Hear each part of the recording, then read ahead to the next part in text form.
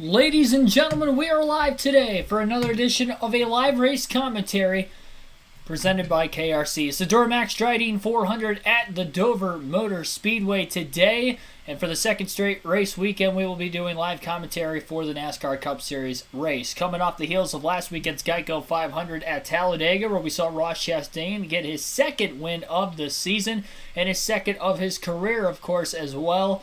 We'll see who will go to victory lane today after a 400-lap, 400-mile day. This is our pre-race coverage starting at 2:30 p.m. Eastern Standard Time right here, right now. And then the race itself will kick off during this live stream. You won't have to go anywhere. We'll be having live commentary of that.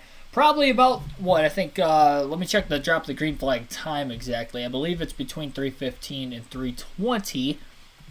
And any driver interviews we get between now and then, you guys will get to listen to based off of Fox's coverage as well. We'll talk all things fantasy, betting, advice, and much more throughout the course of this portion of the live stream. 3:10 will be the drop of the green flag today for the NASCAR Cup Series, so about 40 minutes away from there. So last minute fantasy advice and much more. We'll get into that right here, right now. So again, like and subscribe for more daily NASCAR content. We're on the road to 2,000 subscribers. I think we can get there within the next couple weeks. We have a lot of live race commentary live streams coming up. Like I mentioned last weekend at Talladega, we had the Geico 500. We hit 1.8 thousand subscribers. I don't think we'll get to 1.9 today, but you never know. Next weekend, we'll have another live race commentary of the Mother's Day race at Darlington for the Goodyear 400. And then the following weekend, I'll be doing live commentary for the All-Star race as well. So a few straight weekends. Then I'll be at Indianapolis for the Indy 500 that following weekend after that. So thank you all for tuning in here today. And now let's get into the pre-race predictions. We're going to start off with two drivers that I don't think are going to run very well. They both race for the same team. And I think these are two drivers you should absolutely stay away from, both for the betting odds purposes, but especially on your fantasy team as well. We're going to start off with Roush Fenway Keselowski Racing. I don't think either one of these two drivers are going to get a top 10 today. And we'll start off with Chris Buescher. Buescher surprised by qualifying on the pole, but if we look at his stats in recent races, he has not finished in the top 10 in his only 11 career starts at Dover. His best finish is 14th in 2020. And I know he has been running with only JTG Doherty Racing, Roush Fenway Racing, and the 34 car for a couple races of Front Row Motorsports, but he still hasn't gotten a good finish at any of these racetracks. I know some would consider maybe a top 15 good in that equipment, which it is, and even then, he's only gotten a top 15 on one occasion, and that was the 14th place finish a couple seasons ago. He did score stage points at stage 1 in last year's race, but he kind of faltered and ended up with a 17th place finish at the end of it. So even though Chris Buescher did qualify on the pole, I think he's a no-go for today. In practice, if I remember correctly, he was 22nd, so I don't think that, like I said, I don't think he's going to be very good. Yeah, 22nd in practice, and even though he starts on the pole, I think he'll kind of fall out of lane quickly. He might get stage points in stage 1 still, considering that this first stage is really short compared to the other two stages that are a little bit longer in today's race. They won't have to pit at all in the opening stage.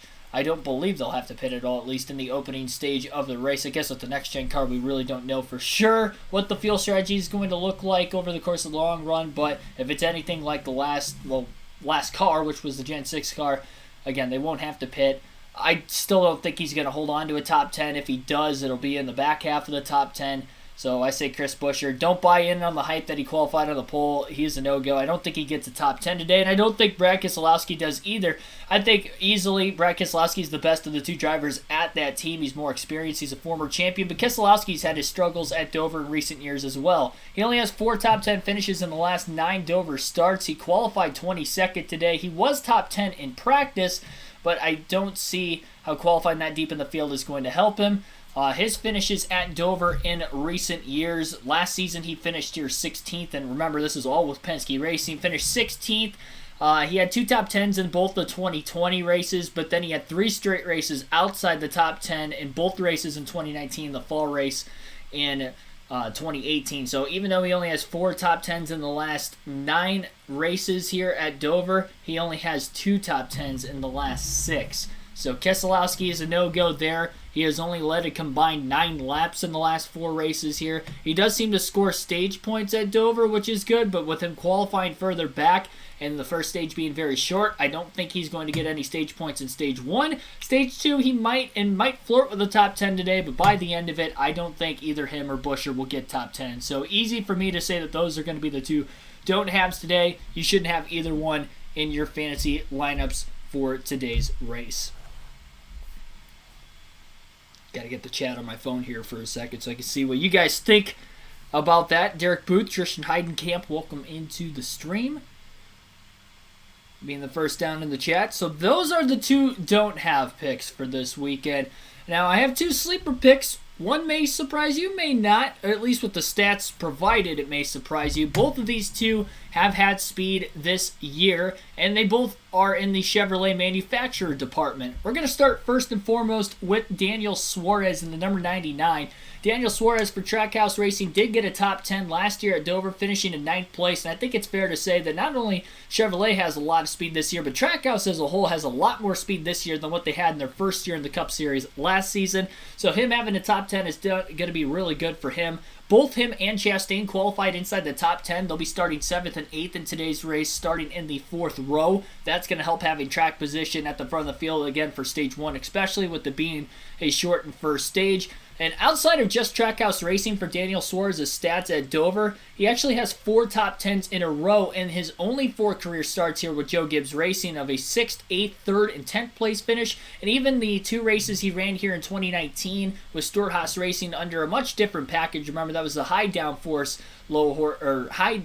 high horsepower package. He finished 11th and 14th, so at least decent finishes in the top 15. Not great considering it's SHR equipment, but again, it was a different package compared to what he ran there with Joe Gibbs Racing. And having the top 10 last year, I think, really does solidify the fact that Daniel Suarez is really good at Dover, one of his better racetracks, especially of the ovals in the NASCAR Cup Series. His only 2 finishes outside the top 15 in his 9 career starts at Dover are with Gaunt Brothers, which is a backmarker race team anyway, where he finished 28th to 30th, so I wouldn't even consider those it really starts at Dover in his career. If you exclude those, he hasn't finished worse than 14th, and he has finished 5 of the 7 races outside of Gaunt Brothers at Dover in the top 10. I think Daniel Suarez gets another top 10 today. He's had a threat to win in a couple races this season, including a couple top 5s. Of course, won a stage at COTA as well before having issues on a restart that he was back in traffic there. I think he could have a very good race today, so look out for Daniel Suarez to have a good day today. He's starting up towards the front of the field as well.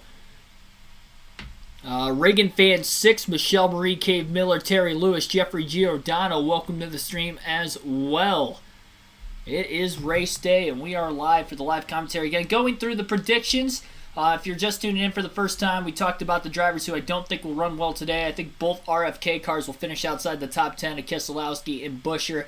Again, already stating the stats of why, and we just talked about Daniel Suarez. I think he'll get a top 10 today, no matter what, at the end of the race. Even if he maybe doesn't run as well as what he qualified early in the race, I think that he will pick it up once the race begins. I think just his success at this track is going to be able to overcome maybe his practice times that were off compared to his qualifying time. Again, this is a very track position kind of a racetrack. Very difficult to pass, even though there are multiple grooves, as we'll see long runs throughout the course of today's race. But Daniel Suarez is definitely, I think, a strong pick for a fantasy lineup as a sleeper pick, maybe a garage pick. And now the other driver that I have for the same sleeper pick is going to be a guy who hasn't won yet in his career, but he has been close already a few times this year, as well as Daniel Suarez, and that would be Tyler Reddick. Tyler Reddick in his career at Dover only has 3 races here, 2 in 2020 with the doubleheader, and then in 2021 last season. He finished 8th and scored at least 1 stage point last year at Dover, so he's got that going well for him. And then his first career start here in 2020, he finished 13th. Obviously, RCR has a lot more speed right out of the gate this year than probably any year that Tyler Reddick especially has been racing at RCR, and even Austin Dillon for that matter, with both of them running very, very well this season. Reddick is barely inside the cutoff line coming into this race today, so he's going to need a lot of points. Him qualifying up towards the front of the field, or not towards the front of the field, will cost him in stage 1. So we'll see if maybe he'll try some track position kind of strategy of maybe short pitting in stage 2 to get him the track position needed. I don't think he's a driver that's going to score as many stage points as, say, Daniel Suarez just because of simply qualifying outside the top 20, but I do think at the end of the day, Reddick will at least get a top 10. I don't think he's going to be a threat to win today's race, but I do think he'll have a good run. So Tyler Reddick, Daniel Suarez are the 2 sleeper picks for today's race. And I don't think they are bad picks for your fantasy team today. They are in my team, as we'll see when the race starts. So comment down in the chat below if you agree with the don't-haves and the sleeper picks so far on the live stream. Zach Schumann, welcome to the stream. What place do you think Alex Bowman is going to get today? I think he could definitely have a good run. The Hendrick cars seem to be really fast. This is a track that has been dominated by Hendrick Motorsports in years past as well. Looks like a pretty good crowd on hand for Dover. I wasn't expecting this many people there today, but it looks pretty good on the front stretch, and I don't even think they've started the driver interviews or introduction yet. So looking pretty good there. Looks like a cloudy, overcast day as well. But I don't think there's a chance of rain at all, so that's good. Probably not top 10, but top 15. Thinking for Reddick, I'm assuming. He does start deep in the field, but I do think he could pull through. By the end of the race, he'll get a top 10. Him and Austin Dillon both qualified outside the top 20, so that's a little concerning considering the fact that both the RCR cars struggled in practice and qualifying yesterday, and it wasn't like it was just one or the other.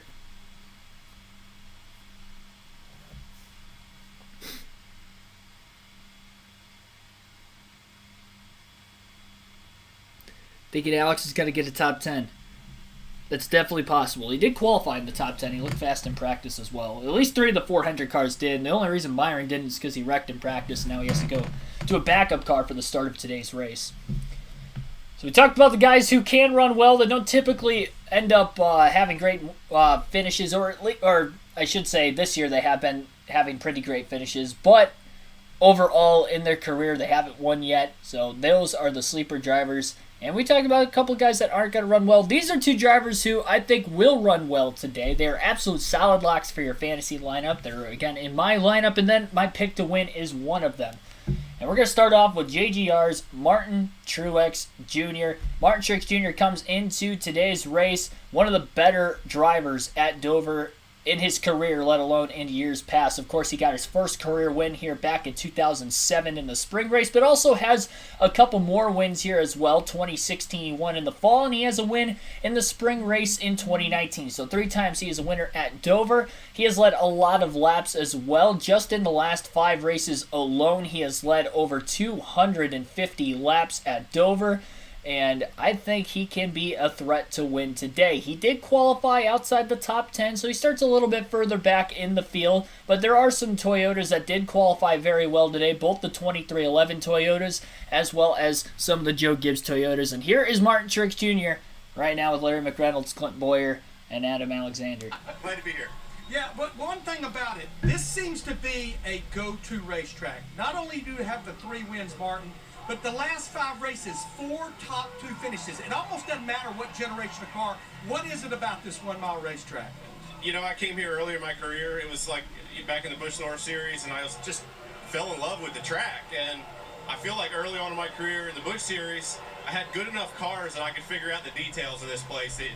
Just the little things that matter. And Clint knows from being behind the wheel that what you have in practice, what you have in qualifying, it doesn't matter. It's what you have on Sunday after about 100 laps. So the big question mark today is the new car. You know, we didn't get a lot of practice. I don't really know what I have. Normally I know what I have, and I'm like, we're going to be good or we're not going to be good. I have no idea right now. Wait a minute. I know you're starting 18th, and I know you got some cars to pass. How are you going to get up through there? Do you think this track will widen out? How is Martin Truex going to get this 19 car to the front? We're going to have to just pick them off one at a time. It's going to be very difficult. These things are so fast right now. It was so fast around the bottom yesterday, using a lot of throttle, that we're going to need the track to widen out and slow down. If it rubbers in really, really hard where it gets slick, that's when we'll be able to move around and make some moves. We've just come to expect you being really good here. We hope that's the case for you today. Thanks for being with us. Good luck. So again, that was Martin Truex Jr. We were just talking about him, so I figured it was a good segue to get the interview in there as well. But Martin Truex Jr. is starting in the 18th position today. He'll have 17 cars to pass to try to get to the front of the field. Again, he might not be in great position to get stage points in stage number 1 necessarily because he is starting outside of the top 10, pretty far outside the top 10, but I do think he'll have a good car as the race carries on and we get later on into the day. I think he'll definitely get a top 10, so he should be a solid pick for your lineup to have a good day today. Mentioned the 3 wins as well as Fox did as well just a second ago, but also if you look at his last 5 races first, he has finished second, 3 races in a row, and then the win in 2019. Last year he finished 2021's race in the 19th position and only led 16 laps. He didn't score any stage points in that one as well. The JGR Toyotas overall in last year's race were off.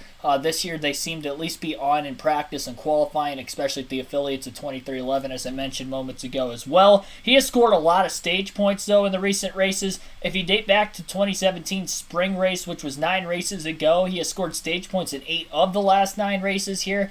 Again, the only outlier would be last season, but in the 8 races prior to that, he finished first. It swept both stages en route to a 3rd place finish in 2017. He was top 3 in both stages en route to a 4th place finish in 2017's fall race. Spring race, he didn't have that many stage points, but still had some stage points. He was 3rd in one of the 2 stages in 2018's fall race. In 2019, in the 4 of the 3 stages between stage 1 and 2 combined, he won 2 of them and finished 2nd in the other, won 2019 and finished 2nd in the 2nd race in 2019. In 2020, he finished 2nd and 5th in the first 2 stages with a 2nd place finish in the first race. 2nd race of the doubleheader that weekend, he finished 2nd and ended up having a 4th place finish in one of the 2 stages as well. So Martin Truex Jr., I don't think he'll maybe score top 5 in both stages today. I think he definitely can at the end of stage 2. That'll be long enough into the race, and I think he could be a threat to win today's race as well. So look out for Martin Truex Jr. Other stats as well with Martin Truex Jr. outside of the 3 wins and even just the last 9 races. In the last 21 starts, for Martin Truex Jr. at Dover, he has finished in the top 10 15 times. So 15 top 10s in the last 21 Dover races. And he also has 8 top 5s in the last 10 Dover races. We mentioned those last 9 starts, but top 5s in 8 of those last 10 races here. So look out for Martin Truex Jr. today. I think he could have a very, very solid run. And here is my win pick. And the second driver you should absolutely have in your fantasy lineups today, and that would be Chase Elliott. Chase Elliott has 8 top 5 finishes in his 11 career Dover starts. He does have a win here. That was in 2018 in the fall race. Chase Elliott also finished 9th in practice this weekend and was 4th in qualifying. So he'll be starting in row number 2. He is definitely a solid pick. Again, is my pick to win today. According to Vegas, he is the 2nd highest at a plus 570. I have $30 on him, so he is my pick to win today. I feel very confident about that one. At the very least, he'll have at least a solid day today, and I think can be a threat to win. We've seen Hendrick Motorsports dominate this race in the past. Remember, last year they finished 1, 2, 3, and 4. And I'm going to look up and show you guys exactly how Hendrick Motorsports has done here as far as who has won races at Dover over the last couple decades, really. So we'll go to Dover Motor Speedway, and then we'll go full screen so you guys can see what I'm looking at.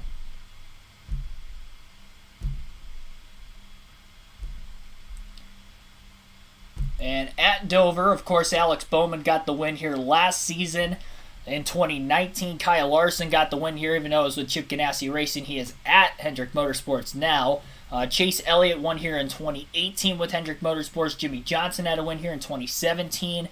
2015, it was Jimmy Johnson. 2014, it was Jeff Gordon and Jimmy Johnson. Johnson in 2013. Johnson in 2012. 2010 was Jimmy Johnson. 2009 was Johnson, both races. Johnson in 05.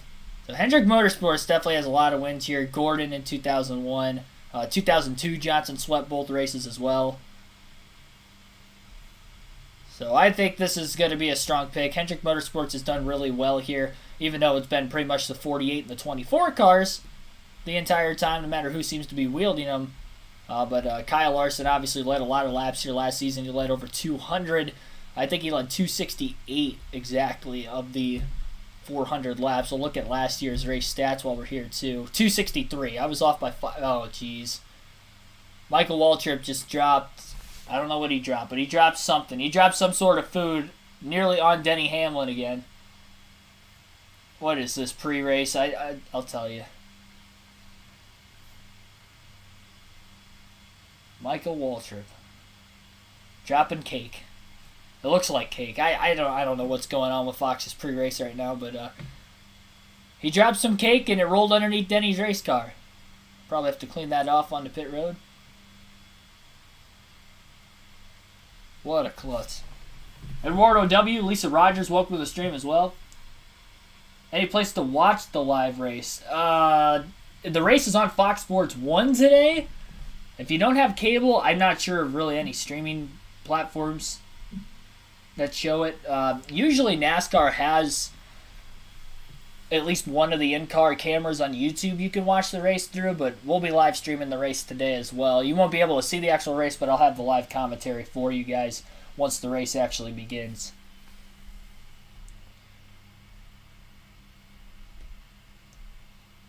So Bowman ended up leading 98 of the laps in last season's race as well. So definitely ran, again, top 4 for Hendrick Motorsports. Chevrolets in general just had a good run here last year, and they've obviously been fast this year. 6 of the top 9 finishers last year were Chevy. Only one Toyota in the top 10, that was Denny Hamlin. And Hamlin this year has been the worst running Toyota driver this season, so that doesn't bode too well for them. Truex had an off race here last year, even though he led 16 laps. And he finished a lap down. If I remember right, I think he had a pit road penalty under green flag conditions when they had a green flag stop at stage 2, and that's what put him behind, if I remember correctly. But that's pretty much going to wrap up the pre-race. If we get any more driver interviews between now and the start of the race, then we will end up having it. We'll go through the starting lineup for today's race very shortly here. Gonna have to get Hulu synced up on my laptop real quick so that way I can listen to the actual race audio.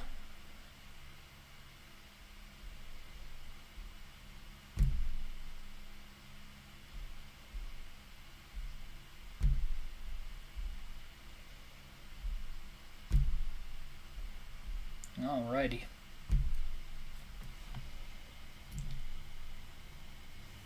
Dan Bertucci, welcome to the stream. Welcome in from Canada. Gonna pop in periodically through the race today. Well, thank you. And everybody like and subscribe if you are new for more daily NASCAR content. I've had over 20 people already watching and the race hasn't started yet. Again, drop the green flag is scheduled for 3:10. So we are just less than 20 minutes away from the start of today's race. I believe the raw feed is available now. So we'll go through today's starting lineup in about 5 to 10 minutes. But if you have any other fantasy advice before that closes at 3:05, let me know down in the chat and I'll talk about that driver. I know somebody asked about Alex Bowman, even though we didn't talk about him a little bit ago.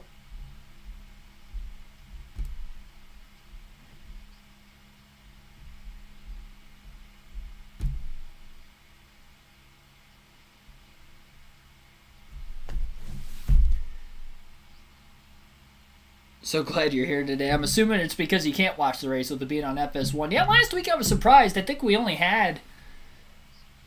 I'll check my analytics real quick on YouTube, but I think we only had just over 100 people watching television, which is still a lot, don't get me wrong. I'm greatly appreciative of every one of you, but that was definitely the lowest race this year, and I'm surprised because it was Talladega.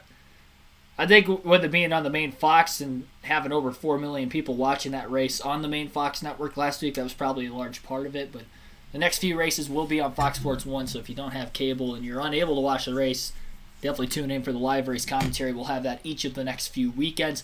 Next race I'm going to in person won't be until the Indy 500 in May. So the Coke 600 is going to be the next NASCAR race in the Cup Series that I won't be giving you guys live commentary for.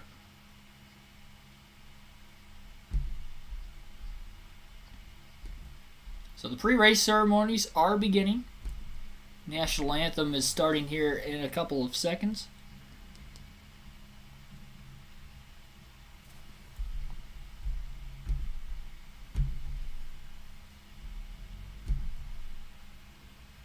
Let's go live leaderboard. I'm waiting for the raw feed to come up and it hasn't came up yet. It better come up eventually. Maybe it'll come up at 3. Still have 5 minutes yet. Drop the green flags in 15 minutes, though. Lisa Rogers' pick is the 1-5 and the 45. Sticking with Trackhouse 2311 and Hendrick Motorsports. I think all 3 of those guys could have a potential good day today. Didn't talk about it much in the pre-race either, but I do think that they are going to have likely at least good runs. Hendrick, obviously, as I just mentioned moments ago, really good here. Larson led the most laps last year, led 263 of the 400 laps. He won in 2019 with Chip Ganassi Racing here, and starts top 5 today. Chastain starts in the top 8 as well in the first 4 rows, and Kurt Busch was fast in practice. He was 4th quickest yesterday in practice, qualified outside the top 10, so he's got a little bit of work cut out for himself. But we'll see how that will go. Once I get the raw feed, I'll go through today's starting lineup before the cars roll out onto the racetrack. I mean, I can go on NASCAR's website and actually look it up right now, but it's a little harder because I have to scroll down the screen, so we'll wait on that a few more minutes. But we are not long away from the drop of the green flag for today's Duramax Drydene 400 at Dover. That's what I was going to look up. I was going to look up the analytics from last week's stream. I haven't looked at it yet, so I'm going based off of about what I saw, at least from the people in the chat last week.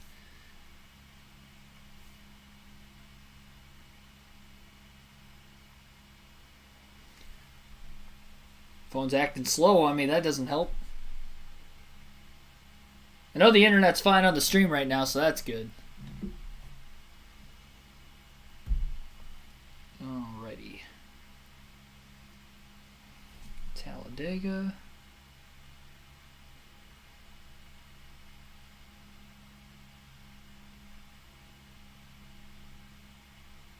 $129 was what we had last week. I think we'll definitely beat that today. That's an easy one to beat today. We'll see if we beat the all-time record. You never know. That took place at Las Vegas, where we had over 400 people watching that stream earlier this season. Picks are the 1 and the 48. 22, 9, 24 is Terry Lewis's picks down in the chat. Robert Federiconi, welcome to the stream. Hopefully I said your last name correctly.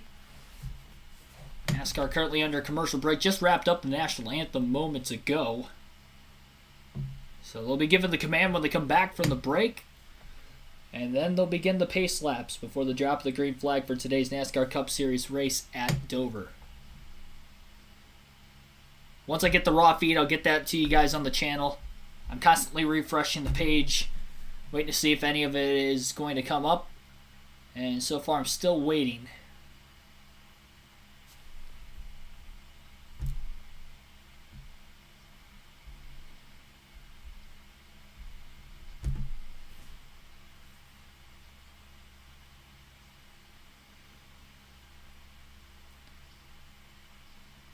Surprisingly, the Talladega race didn't get a lot. I'm surprised too. I thought that was going to be a chance we could have broken the record for the most people in our stream, but we were nowhere close to it. Austin Reed, welcome to the stream. His picks are the 48 and the 5. A lot of you guys going with Hendrick Motorsports today. I do not blame you. I picked Chase Elliott to win today. I've got my money on Elliott. I've not predicted a Cup winner correct yet this season, but it seems like the drivers I have picked for the win more often than not have good runs. I think only 3 races they finished outside the top 10 this year, the driver I picked. And 2 of them were on the super speedways of Daytona and Talladega.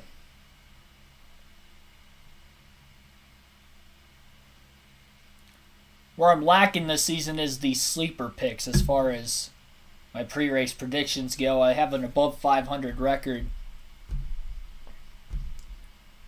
for the must-haves and the don't-have picks, but the sleeper picks this year, below 500. I'll look up the record for myself this season. I'm keeping tally. I want to see what I get correct, how many I get incorrect on a weekly basis this season.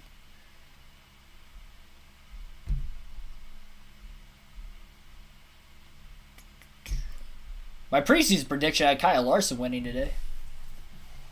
Had him winning his second race. And the only preseason prediction I have gotten right this year was predicting Larson to win at Auto Club. But my week-to-week prediction is where I haven't predicted the race winner correctly yet. 13-9 record on must-have picks this year. Dark Horse 7-13. 11-9 on don't have predictions. So above 500 again on two of them, but below 500. Got some catching up to do with the Dark Horse picks this season yet. It is 3 o'clock now. I am praying that the raw feed comes on here because I'm going to be a little upset if we don't have that today. I'd assume we're going to have it, right? Let me try to log off of the website and log back on. Maybe that'll help. It's 3:01. Dropping the green flags in 9 minutes, and they don't have the raw feed up yet on NASCAR's website. Usually they have it up within like a half hour before the start of the race, so this is a little concerning.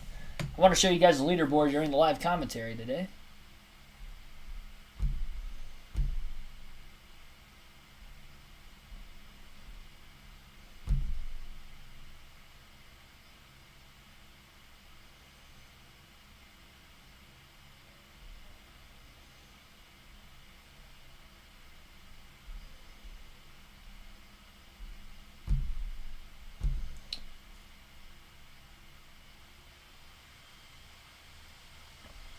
About to give the command. 31 people in the chat right now. Thank you for everybody tuning in on this Sunday afternoon. I gotta say the weather at my house today is actually warmer than at the racetrack. Might be the first time all season.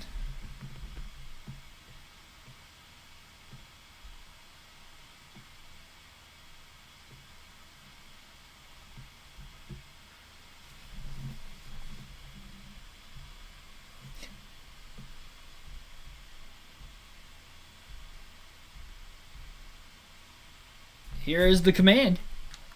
Larry Stoddard! John, start your engines!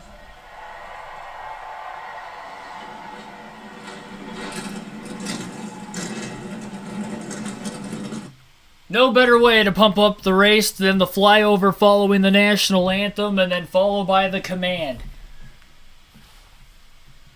Drivers are strapped in and ready to go for 400 laps and 400 miles around the Monster Mile this afternoon.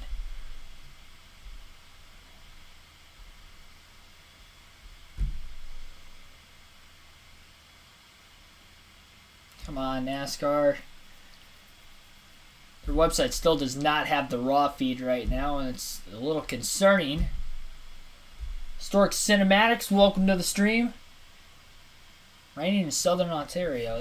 You're the second Canadian in the chat already today, so proud to welcome the neighbor from up above.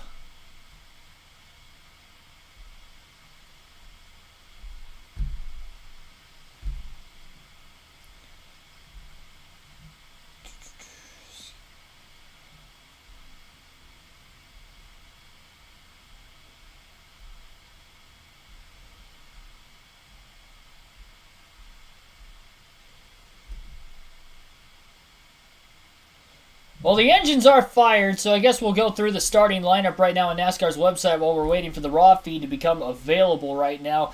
Chris Buescher and Denny Hamlin will be on the front row after Buescher scores his first pole award of the season. Denny Hamlin starting outside of row 2, a multiple-time Dover winner in his NASCAR Cup Series career, finished 7th here a season ago. Kyle Larson and Chase Elliott make up an all-Hendrick Motorsports row number 2. Larson led the most laps last year and won the fall race in 2019 with Chip Ganassi Racing. Chase Elliott, my win pick today, was a winner here in the fall race in 2018. He has 8 career top 5 finishes in his 11 career starts at Dover.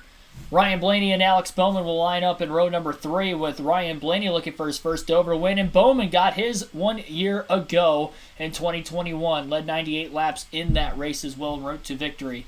Ross Chastain and Daniel Suarez will make up both Trackhouse cars in row number 4. Chastain, a winner last week at Talladega, and a 2-time winner in the season. Suarez looking for his first career win. It was one of our sleeper picks in the predictions today. Bubba Wallace and Kyle Busch will be in row number 5.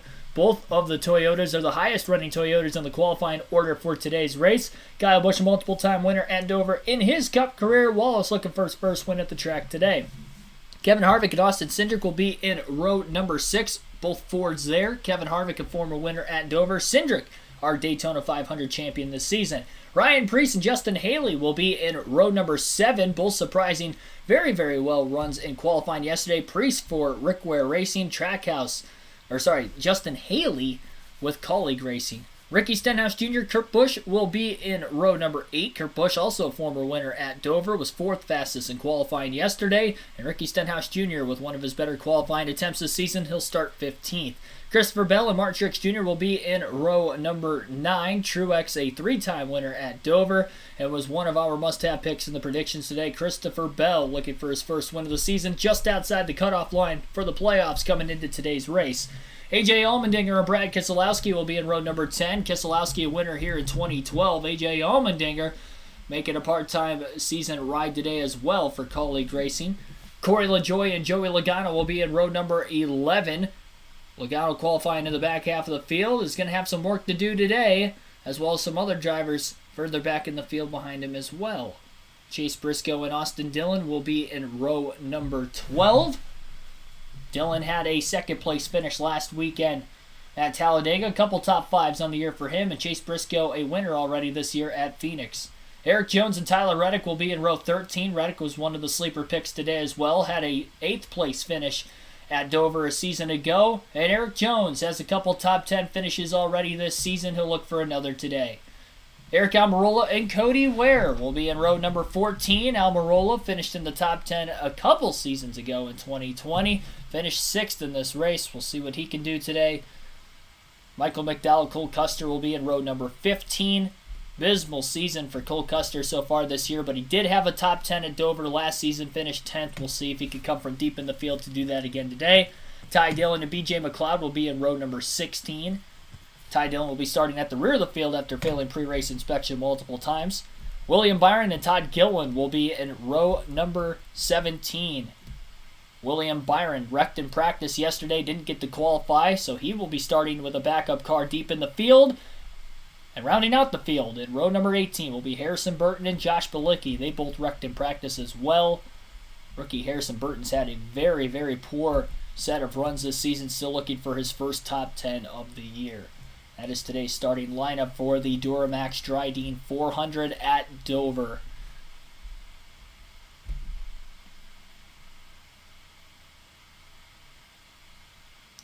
And here is Ross Chastain with Clint Boyer in the booth. Sprinkled in some road course training and a lot of prep for Dover. So this is a place I've came to for a long time. Spent a lot of weeks up here doing a lot of promoting. It's awesome to come here with a hot rod like this. Can't stop us now. Man, you're on the roll. Keep up the good work. Have fun out there today. Thanks. All right, let's have a look at the Briz Tree starting grid for today's 400-miler.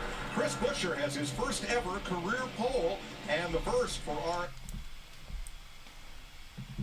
So those were some quick words from Ross Chastain with the booth. I will get this live leaderboard up to you guys as soon as possible. It is currently unavailable on NASCAR's website. As usually there's just like a quick little like blue link where the qualifying lineup is, and it's not there right now.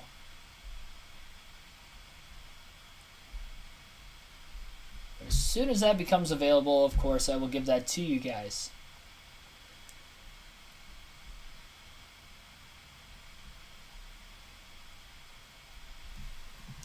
Where's the standings? If you're talking about the race standings themselves, again, I'm working on it. There's nothing for me right now, which is a little disappointing. It's usually on NASCAR's website. Constantly refreshing the page.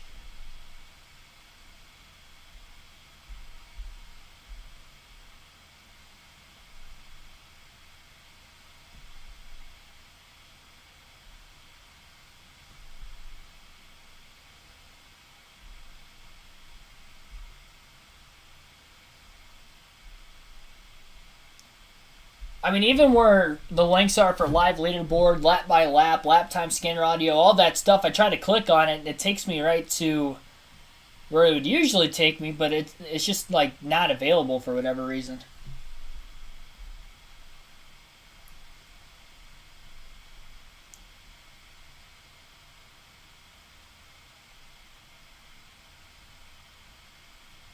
Got the ear listening. Thanks for streaming. No problem.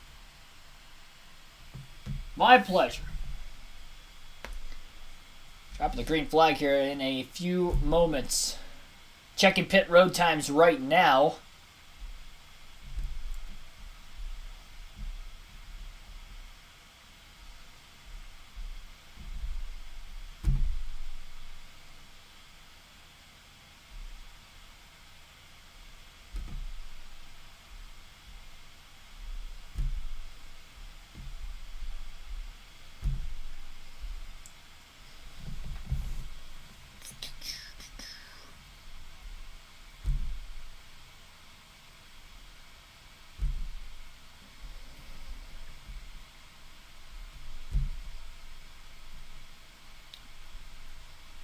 Lights are still out on the pace car right now. I think they'll be getting one to go this time by before the drop of the green flag.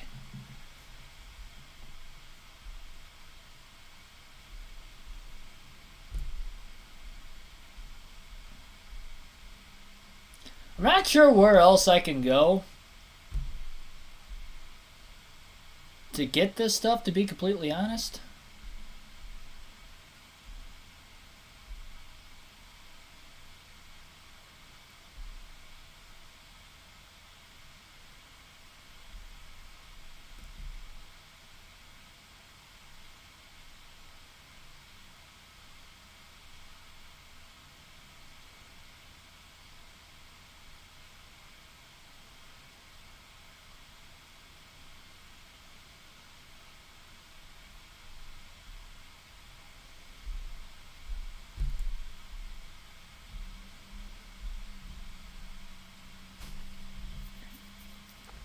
NASCAR giving them one to go.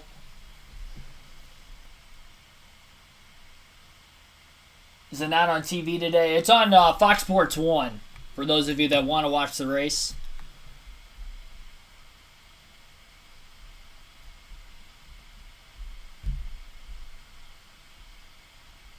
Even trying to look at some of the in-car cameras today, they're not working right now on NASCAR's website too, because I do have the ability to look that stuff up.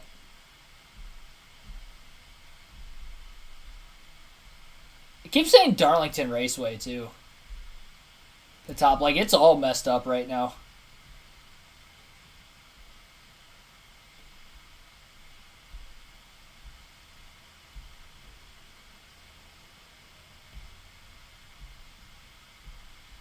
Half a lap away from the green flag dropping.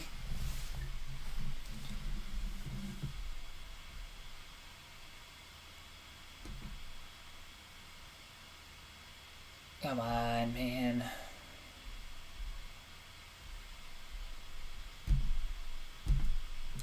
It is a really good crowd on hand, as Clint Boyer just stated over the Fox broadcast. I'll give you guys the best commentary possible. For the meantime, there is no live leaderboard, but I will get that to you as soon as it becomes available. I'll be working hard throughout the course of the race, multitasking and trying to get that available for you guys. But for right now, it just doesn't seem to be available.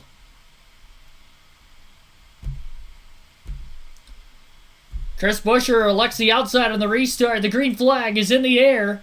And we're underway at Dover. Denny Hamlin spins the tires down on the bottom of the racetrack. Will have to fall himself in line in third as he's side by side with Larson, who is on the outside of him. Elliott got the jump up to second, and Chris Buescher leads him down the backstretch into turn 3. Buescher gaps Chase Elliott by a couple car lengths through turns 3 and 4, and Chris Buescher from the pole will lead lap 1. A lot of 2x2 racing back in the pack still following the first lap after the restart, including the side-by-side battle for third still between Denny Hamlin and Kyle Larson. Hamlin will clear Larson for third place off the exit of turn 2, and here comes Ryan Blaney from behind.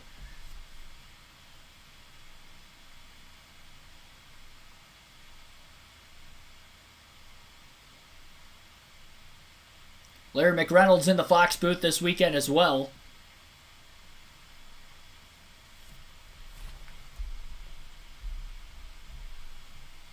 Side by side further back outside the top 10 in a battle for 12th place between Kevin Harvick and Justin Haley, as Harvick's on the inside, which is the preferred line right now with no rubber on the racetrack for the time being, except for whatever was left over from the Xfinity race from yesterday. Harvick has cleared him for that 12th place position off of turn 4. Martin Truex Jr. already up 3 positions to 15th after qualifying back in the 18th position, making a pass on Ricky Stenhouse Jr. for the time being. And Ryan Preece still inside the top 15 a few laps into the race as well. 120 laps in stage number 1.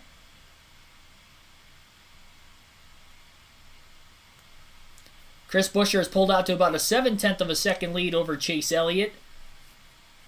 1.2 seconds ahead of Denny Hamlin in third. Kyle Larson is fourth at 1.7 seconds off the lead. Ryan Blaney is in fifth, 2.2 seconds off the lead. Alex Bowman sixth, 2.8 seconds off the lead. Daniel Suarez in seventh, 3.3 back of the race leader.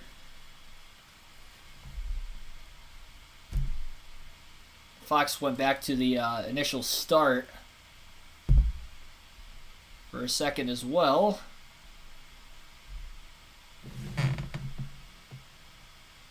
Sounds like the website is down. The app's in-car camera is working. I can't show you. I'm scared if I show you guys that, I'm going to get copyrighted. Even though I'm paying for it. Otherwise, I would show you something. And that's going to be way ahead of what I'm commentating and seeing live as well. So I'm scared to do that. And the commentary would be a little bit off. Again, Chastain is in 8th, 4.2 seconds off the lead. Kyle Busch in 9th. 4.8 seconds off the lead, and Bubba Wallace rounds out the top 10. He's about 5.2 seconds off race leader Chris Buescher, who has led the first 8 laps in today's race. So Kurt Busch had to start this race at the rear of the field due to unapproved adjustments in the pre-race as well. He qualified outside the top 10, but had to start even further back. He's up to 25th right now.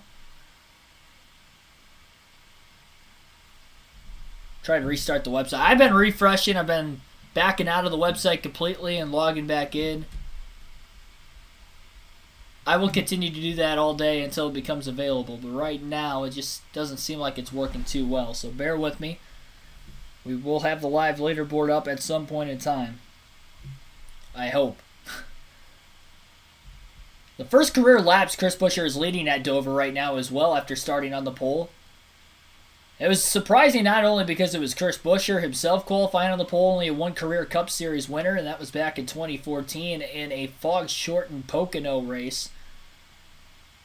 But on top of the fact that he was outside the top 10 and way outside the top 10 in practice. Keselowski also qualified well outside the top 10 himself. So a lot of speed in that 17 car, at least early on, and we'll see what he can do today. Maybe potentially pull off an upset and get himself into the playoffs. 8 different winners in the first 10 Cup Series races so far, so half of the playoff field is already set. Leaders are working their way closer to lap traffic as we're already at lap 12, but some of the backmarker cars like Josh Bilicki and others, Todd Gilliland, BJ McLeod towards the back of the pack right now, they are in danger of going a lap down within the next few laps. Martin Truex Jr. probably the big mover in the early going of this race, even though he's only up a couple positions. Denny Hamlin's closing in on a battle for second with Chase Elliott, while they also continuously close on the 17 car of Chris Buescher. Lead has been cut down a few tenths of a second over the last couple laps. I wonder if Buescher's car is more on the trimmed out side of things for the short run, which is hence why he may have qualified on the pole. So after 14 laps, from an 8/10 of a second lead, now down to 4/10 of a second at lap 14 off turn 2. Hamlin running about half a lane off the bottom of the racetrack as well. Most of the field is running right along the bottom all the way around turns 1 and 2 and 3 and 4. But Hamlin's trying to widen the groove out. Now more than half a lane off the bottom through 3 and 4. Runs more of the middle lane. That's going to give him more straightaway speed on the front stretch as he challenges Chase Elliott. Elliott moves up about a half a lane now to the middle. And Denny Hamlin will take over second place. Chase Elliott runs behind him, gets loose off of turn 4. He had a little bit of debris on the front nose of his race car, so might have intentionally let Denny Hamlin get through so he could take the debris off of the grill of his race car, which is exactly what happened. Kyle Larson will also get around Elliott on the outside through turns 3 and 4, as Elliott may have lost a lot of momentum.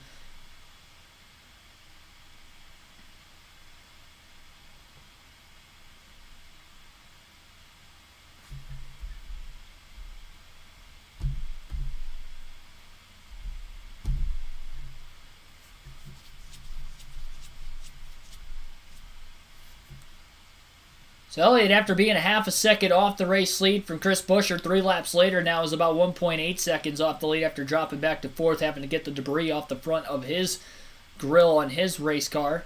Temperatures were already starting to rise a little bit high, but Chris Buescher continues to lead as Fox goes to the commercial break right now. I have no live leaderboard available as of right now, and constantly refreshing as much as I possibly can. There's something wrong with NASCAR's website, and it is not available for me right now. I'll look on my phone real quick to see if it's working on the app, and maybe it's just the website that's down.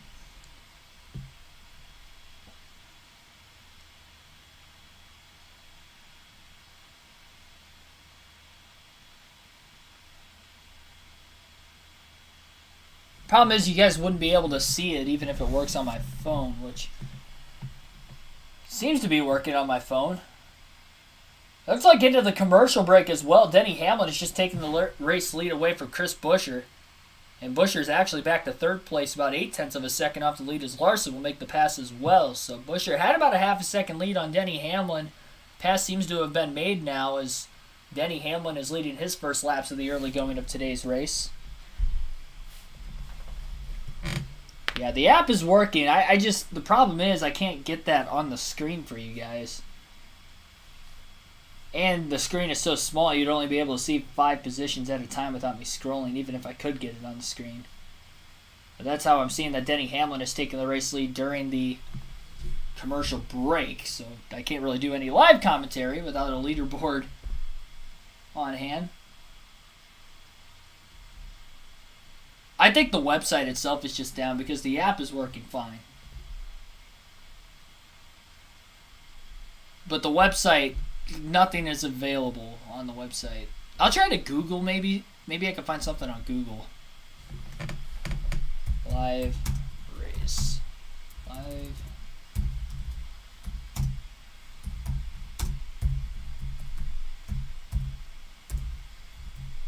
It may look a little different, but live NASCAR is enjoy less. Yeah, we don't want to watch the race because I'll get copyrighted for that, but try to find a leaderboard somewhere on here. Maybe NBC Sports or Fox Sports has something.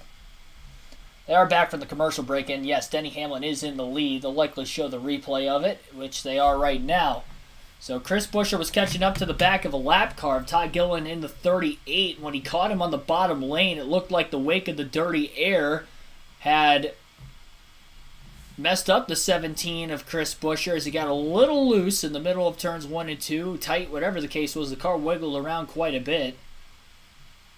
And it broke his momentum for about a lap where Denny Hamlin was able to take the lead with these, and Larson was able to get to second. After Chris Buescher led about the first 17 laps of today's race. Leaders still working through lap traffic. Cody Ware, Josh Bilicki just going a lap down as well. Cody Ware down on the bottom right in front of Larson. Going to hold him up a little bit more, and Hamlin is widening his lead over Larson out to about 0.8 of a second. Hamlin has one top 10 on the season this year, and that was back when he won at Richmond a handful of races ago. Season has been terrible for Hamlin outside of that, but at least he's locked into the playoffs.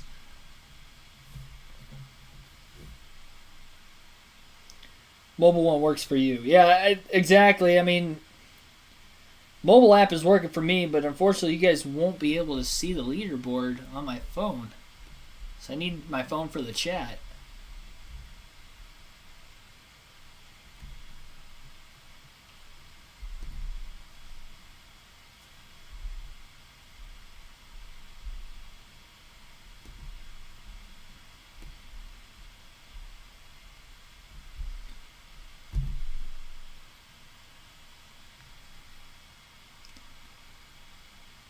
Yeah, the website is definitely down because it still says Darlington Raceway on it, too.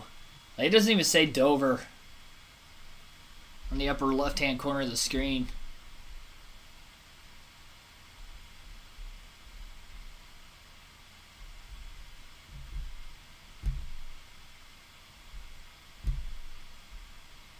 It's also saying I'm not subscribed, even though I am. So it's just down in general.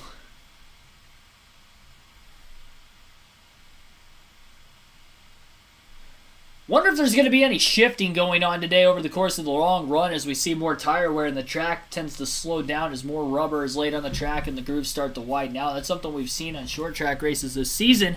This is labeled as an intermediate with it being a 1 mile racetrack, but it really does race like a fast short track as we see speeds upwards of about 160 to 170 miles top end into corners 1 and 2. Dropping it down to about 130 miles an hour or so mid-corner speed. Very demanding racetrack for these drivers, especially with a 400-mile, 400-lap race around this track. A lot of the drivers who qualified in the top 10 are still there. In fact, I think all 10 that started in the top 10 are there. Some of them have moved up a couple positions. Some have moved back a couple positions, like Kyle Busch is up 2 spots from the start of the race. Suarez is down about 2 spots from the start of the race himself. Buescher obviously has lost a couple positions. Hamlin has moved up from second on the starting spot to the lead. Swap of position for 15th between the JGR Toyotas of Christopher Bell and Martin Truex Jr. as Truex seemed to have just let him go through turns 1 and 2. Truex still trying to find where his pace can be in the race car. Kyle Busch going to drop back another spot as well and let Bubba Wallace in line. Moving Bubba up to 8th place.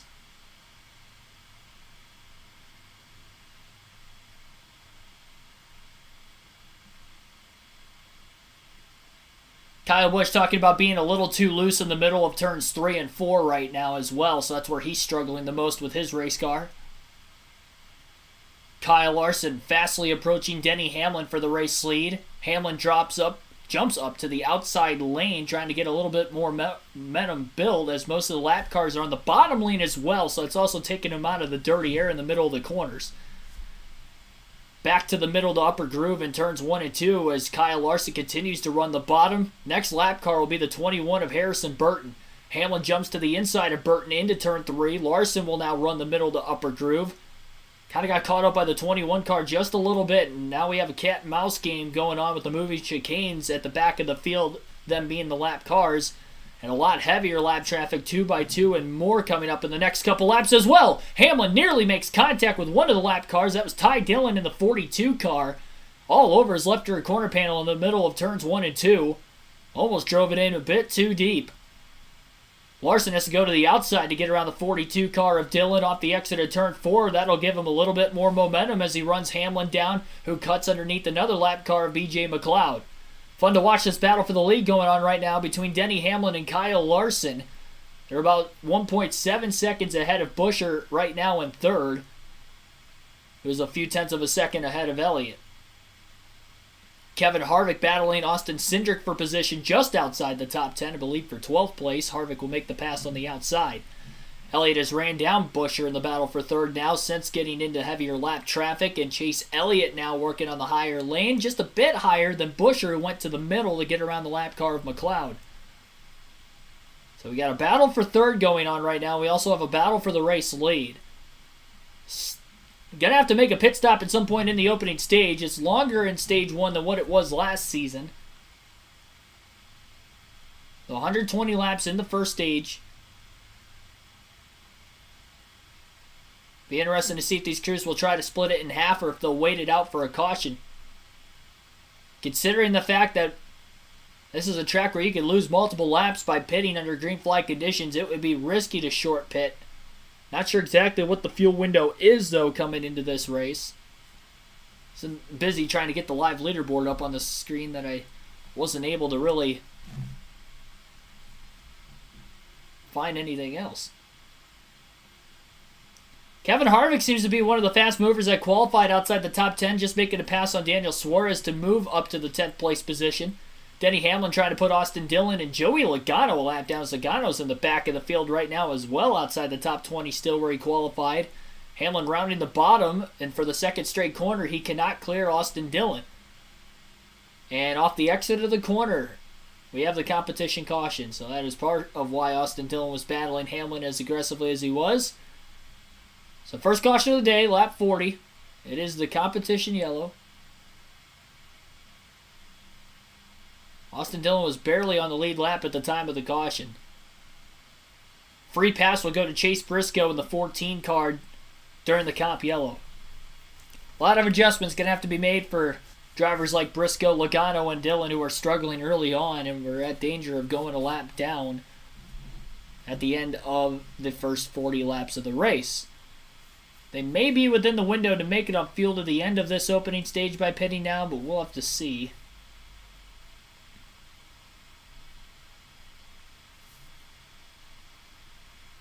Like and subscribe for more daily NASCAR content down below. Again, still working on trying to get the live leaderboard to you guys. It has been unavailable on NASCAR's website. That's what I usually use for these live streams.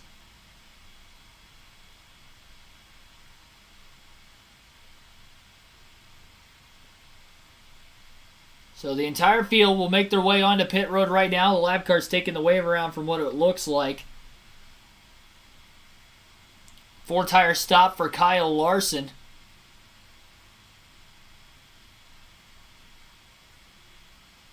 Larson complaining about the car being just a bit too tight, so they'll make a little bit of a chassis adjustment. Denny Hamlin, Chase Elliott also taking on 4 tires. It looks like pretty much the whole field will be taking 4 tires during the first pit stops of the day after 40 laps on them. And the race off of pit road will be won by the 11 of Denny Hamlin. Kyle Larson will be in second, Chris Buescher third, Chase Elliott fourth, Ross Chastain up 2 spots to round out the top 5 as Ryan Blaney had lost 1 spot on pit road. Not surprising considering that today. Chris Goodwin, welcome to the stream. The race is on Fox Sports 1. As far as the live race scoreboard goes, I'm trying to get that to you guys every chance I get. And it's still unavailable for myself on the channel, so I'm having a hard time trying to give you guys even the leaderboard during the commercial breaks itself. Because I'm having to go back to my phone. I need the phone for my chat. Or need my phone for the chat.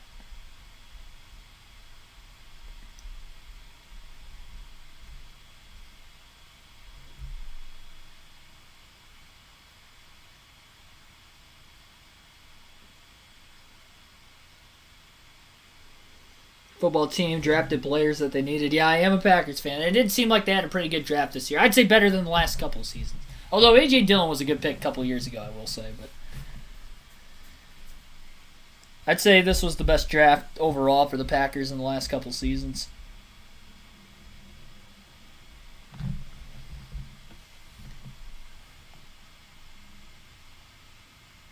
So the live leaderboard, according to my phone... Again, we mentioned the top 5 coming off of pit road. And Denny Hamlin was 6th out of the pits. Daniel Suarez was 7th. Kyle Busch 8th. Bubba Wallace 9th. And Alex Bowman seemed to have lost 4 spots on pit road. So Bowman was the big loser on pit road. Chastain the big winner during the first set of stops today. Again, out for the competition caution right now at lap 40. 120 laps in the first stage. 48 people watching. I really do apologize for no live leaderboard right now. I'm looking on NBC as well as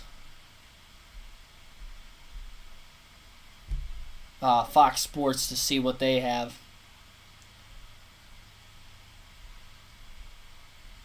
So I can at least give you guys something. So they have a live leaderboard on NBC, but I'm not sure if it actually updates every lap without me refreshing the page. So I'll stay here for a couple laps. It doesn't show any lap times or anything. That's why the raw feed's so great, because you get to see all the analytics with it as well. Check Fox. Means the races on Fox, maybe they can offer more.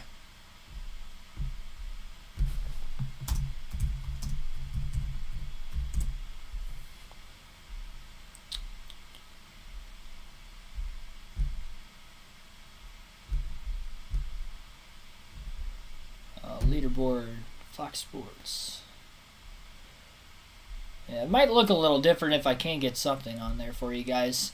Pace cars pulling onto pit road right now as they are about to go green.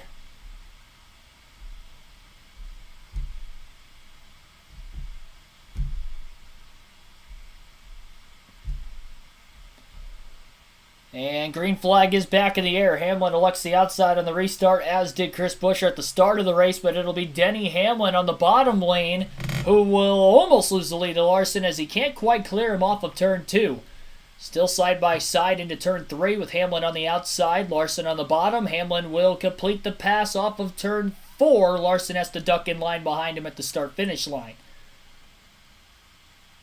It was a great battle for the lead before the competition caution had come out between Hamlin and Larson. Ross Chastain up a couple more spots, gained 2 spots on pit road, and then he was able to gain 2 more spots on the restart to get to 3rd.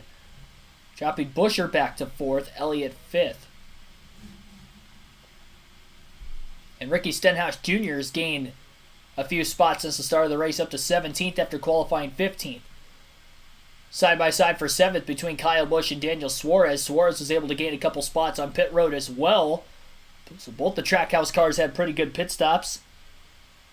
Suarez right now on the outside with Kyle Busch down low through 3 and 4. Busch can't clear him off turn 4, nearly making contact.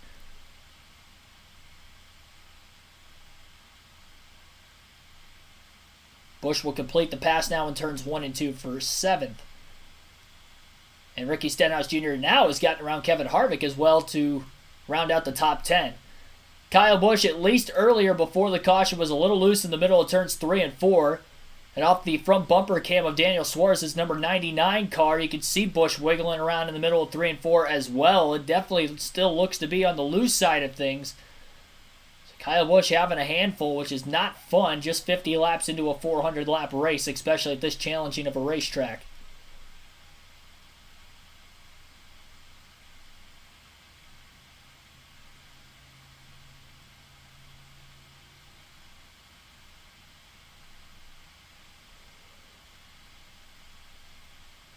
I will say, being at Dover last season, the racetrack itself, just the look of it from the grandstands, looks amazing. And it really is impressive just how much of a banking transition there is.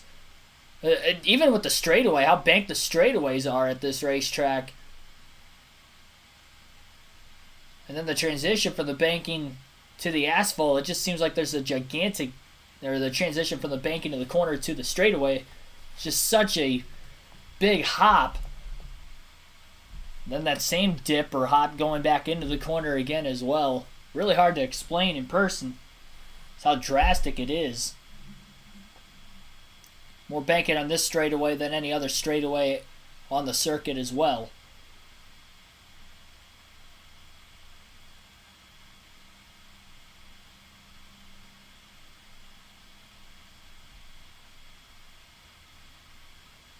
Bubba Wallace has dropped back a few spots after getting to 8th place before the caution. He's talking about the car being super loose right now, early in the run. And he's lost about 4 spots since the restart, back to 12th.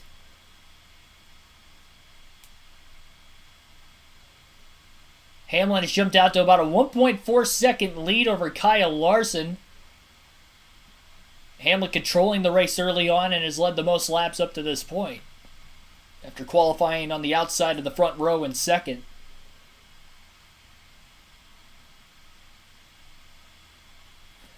See, Fox's leaderboard, it shows the live leaderboard, but it doesn't even show what lap it's on.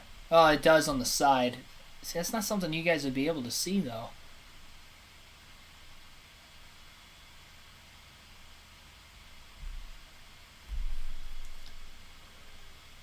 Still working on NASCAR's website as well. Constantly refreshing back and out, logging back in. I'm doing the best for you guys. It shows up for a couple seconds when you click live leaderboard and then it disappears. It's really weird.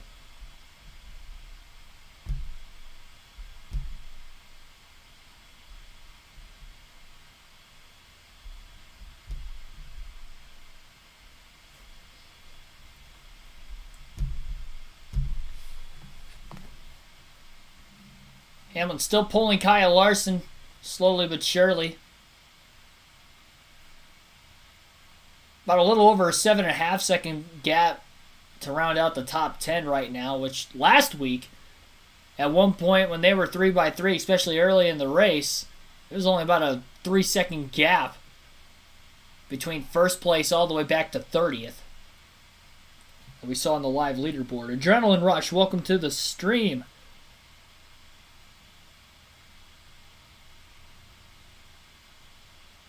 Haven't seen since you hit 100 subs. Well, thank you. Well, thank you for coming back.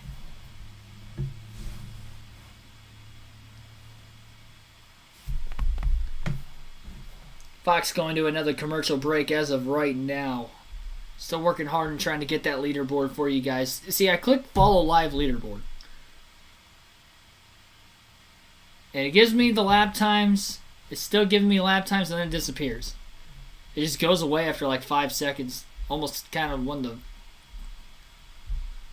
It just kind of refreshes itself, I guess.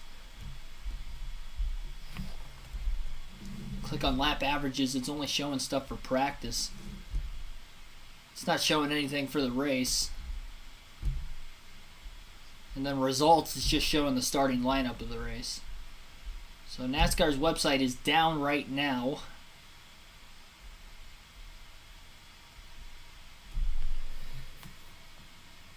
Watching live leaderboard, just Googling NASCAR race. Today is showing the laps also. What exactly did you Google? Is it like on Google itself? Yeah, like NBC's leaderboard, you have to refresh. So I'm definitely not using that. Fox's, it's actually keeping it up to date. Can't really see much on there though. And I can only show you guys the top 10 at a time.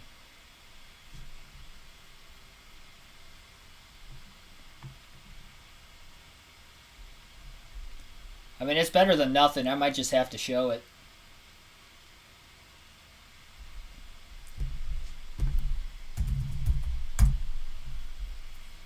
Let's see.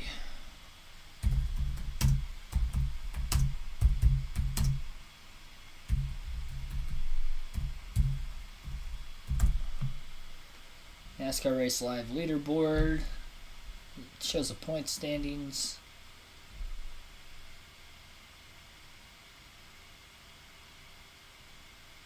PlayStation account says I haven't been on it. It's probably because I'm hidden.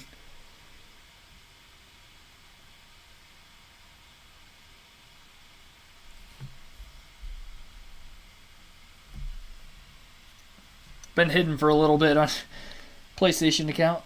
That's because people were constantly messaging me all the time during the stream, and it was kind of getting annoying. It was showing up, so I had to hide it.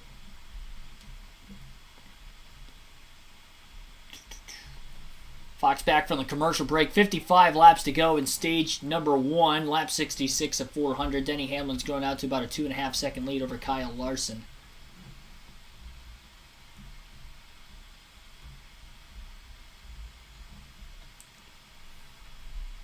So again, quickly, the top 5 as we run. Denny Hamlin, again, in the lead. 4.4 seconds now ahead of Kyle Larson, as Larson might have had a little bit of a mistake moments ago. Ross Chastain is sitting 6.6 seconds off the lead in third. Chris Buescher is 7.1 seconds off the lead in fourth. And Chase Elliott is 7.4 seconds off the lead, rounding out the top 5. So that is the top 5 as we run so far.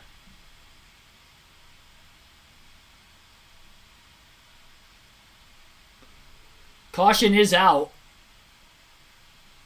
And it sounds like there's a little bit of rain at the racetrack right now, which is the reason for the caution.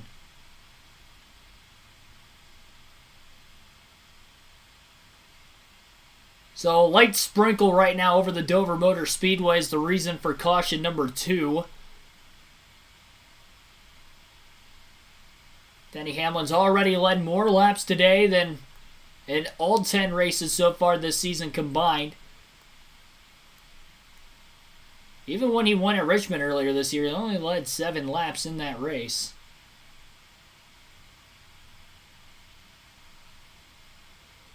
NASCAR just playing it safe with the sprinkle over the racetrack right now.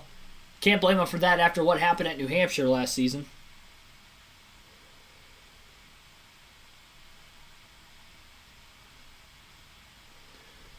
Again, caution flag is out.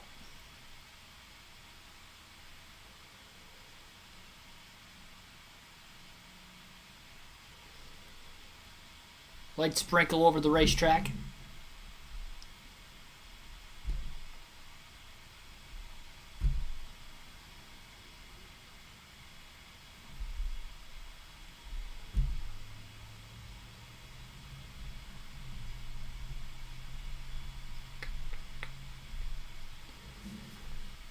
It says presented by DoorDash where it usually says Raw Feed too. They probably always have sponsors there and I haven't really realized it. I wonder if the Raw Feed was working yesterday during the Xfinity race. I was at work so I wasn't able to see it.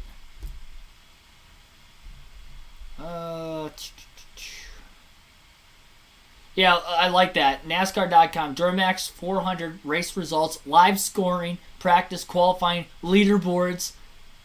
Standings, yeah, well, the leaderboards and the live scoring isn't really working right now on your website, but thanks for advertising that anyway.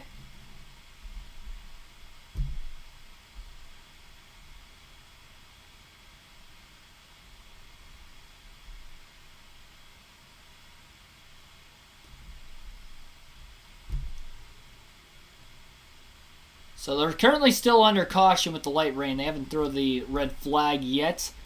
Second of the last 3 races that's had some sort of rain effect. In the Bristol night race a couple weeks ago on Easter Sunday night, there were 2 rain delays.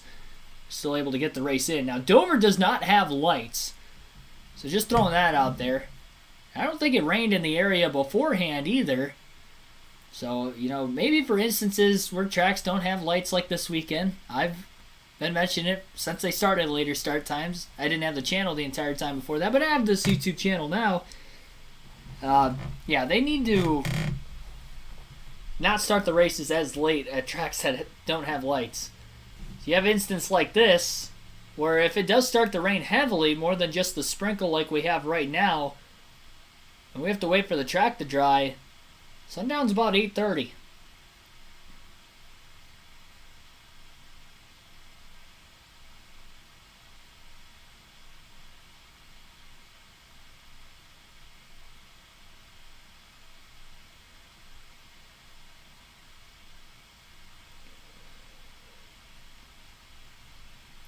You look sad. I am alright.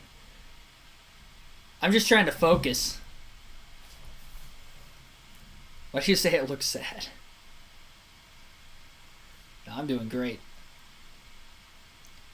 Wonder if we're going to be seeing any pit stops during this caution period for the rain. They don't have too many laps on their tires right now. There's still relatively a decent amount of cars on the lead lap.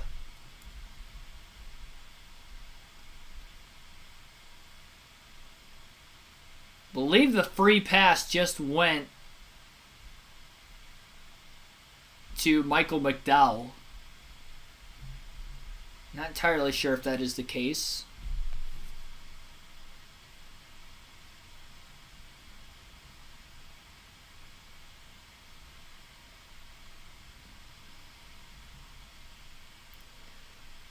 Just making sure it's good. I am really good. I'm plenty good. I'm ready. It's race day. I'm excited.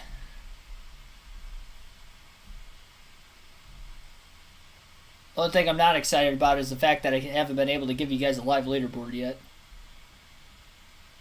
Alright, so let me try...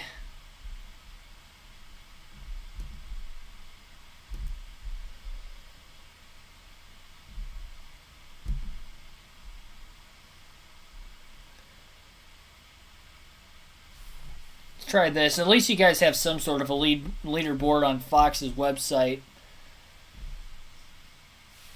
I'll try the raw feed again at the end of stage 1, and we just kind of constantly working on it any caution period we get today, but until then, gonna have to just stick with this one for right now.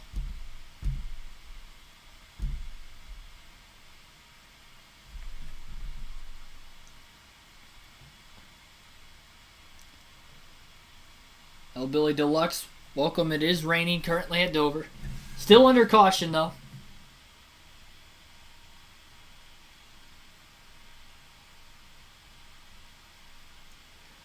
That's a hot take from Adrenaline Rush down in the chat.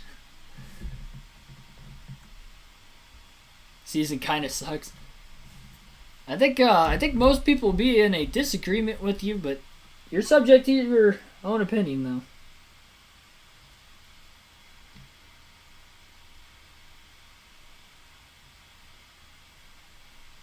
I think if these drivers are winning, I wouldn't call them, bad drivers or drivers that don't typically run towards the front. I don't think they're bad drivers if they are winning races, especially in Chastain's sake that he has won 2 races.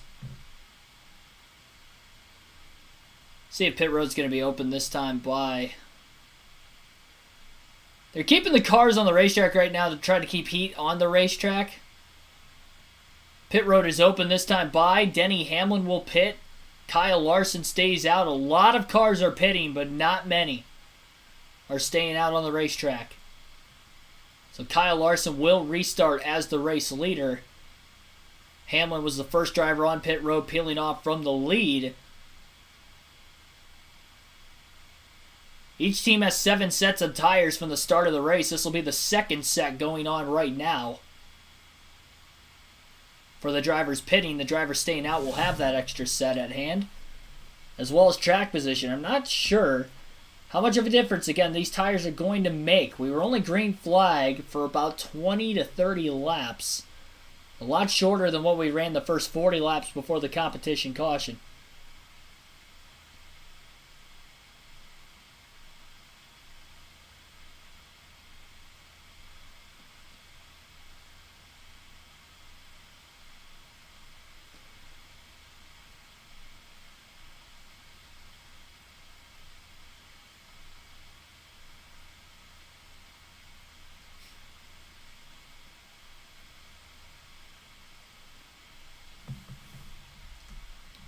Next Sunday is Darlington's throwback race. We'll be having live commentary for that one. Hopefully the leaderboard works this time.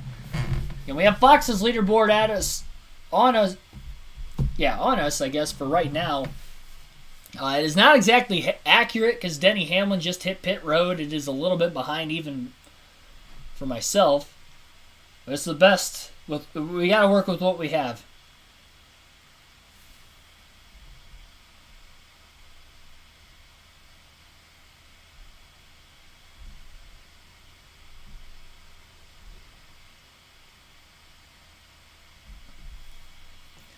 Leaderboard's a little bit better updated now. So Larson, Elliott, Blaney, Truex, Bell, Almirola, and Byron stayed out of the pits. Everybody from 8th on back hit pit road. So like I mentioned, there weren't too many drivers that stayed out.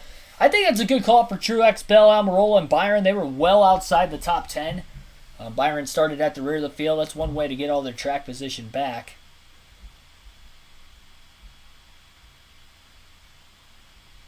Yeah, why wouldn't I be a Blaney fan? I don't switch drivers on the weekly, on the yearly.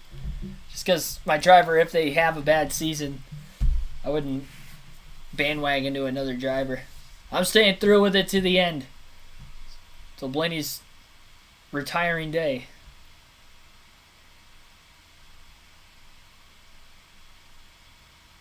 So this is the first time Kyle Larson will have led in today's race. But we'll see. Again, about 25 or so, give or take, fresher tires. 25 lap, give or take, fresher tires. For everybody that will restart 8th on back, that is Denny Hamlin and Alex Bowman on back. Top 7 stayed out of the pits. We're under caution for a misty rain right now over the Dover Motor Speedway.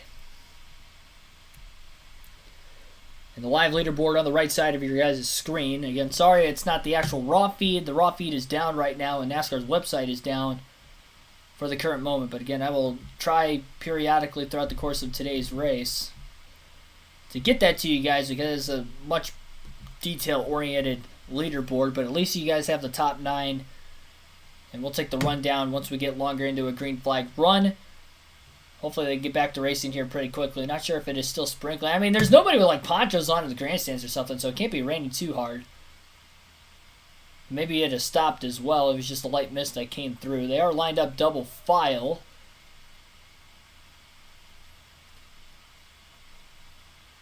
They waved off the 1 to go signal during the commercial break.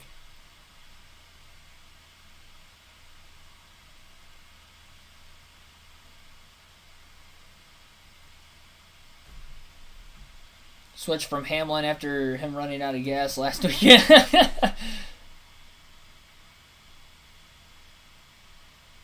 No longer a Hamlin fan, go Hendrick, because Hamlin ran out of gas. It's funny, that wasn't his fault.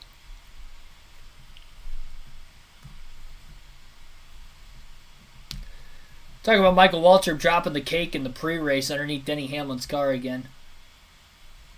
And that will live in infamy, going along with when he dropped the taco on his windshield a handful of years back as well. Still dealing with some sprinkles on the racetrack for the extended yellow. But luckily it has continued to sprinkle, and that is why they have not gone green yet. And NASCAR is very closely monitoring this. They don't want a similar situation that happened on a 1 mile track last year at New Hampshire.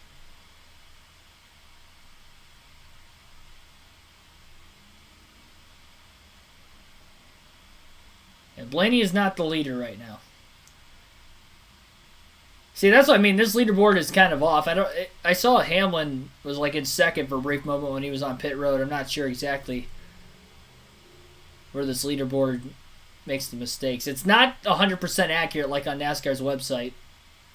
It's mostly accurate. Again, Kyle Larson's still in the lead. I do not play the Fox Super 6. I feel like I should. I mean, it's free. Queuing up Martin Truex Jr. during this current caution flag period. We got a few spots the first run, lost them on pit road, got a few spots to get there, and then a little bit of strategy here, so we'll see when the 3 goes away how it works out for us.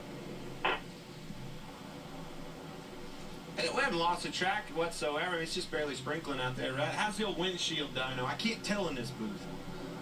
Yeah, it's been just steady sprinkling here, so I don't know. They said there's some hard stuff coming. We'll see. I need optimism. You're doing good. We'll get going here. Looking good, buddy. Good luck. Yeah, we can race in the rain. Thanks for it. Yeah.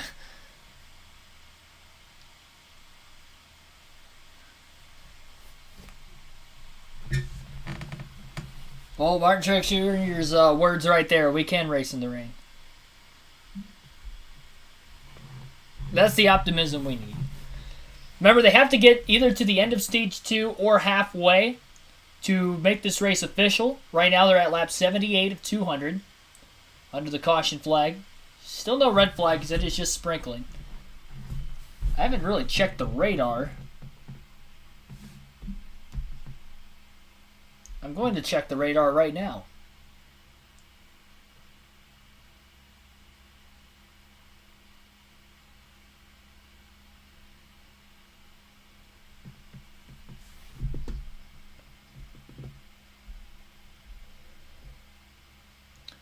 All right, let's see. Dover, Delaware. What does the Weather Channel have? We're waiting out this caution. Oh man, they have a lot of rain coming in. Where did this rain come from? I swear earlier in the week it was not supposed to rain today at Dover. Currently 54 degrees, so a little bit colder than what it was also. So whatever rain they have is supposed to be out of there by about 7 o'clock, but again, this track does not have lights. Waiting out the sprinkles for right now. It's like a 70% chance of rain. And the radar does look like there's some pretty heavy storms coming in, as Martin Truex Jr. just detailed during his mid-race interview. The radar is showing a lot of green around the speedway right now, green on the radar, both light and dark. And there's patches where there is no rain to the south. And it just looks like it's rolling simply from the west to the east. A lot of heavier stuff definitely coming in. We'll zoom out just a little bit. And here is the radar at Dover.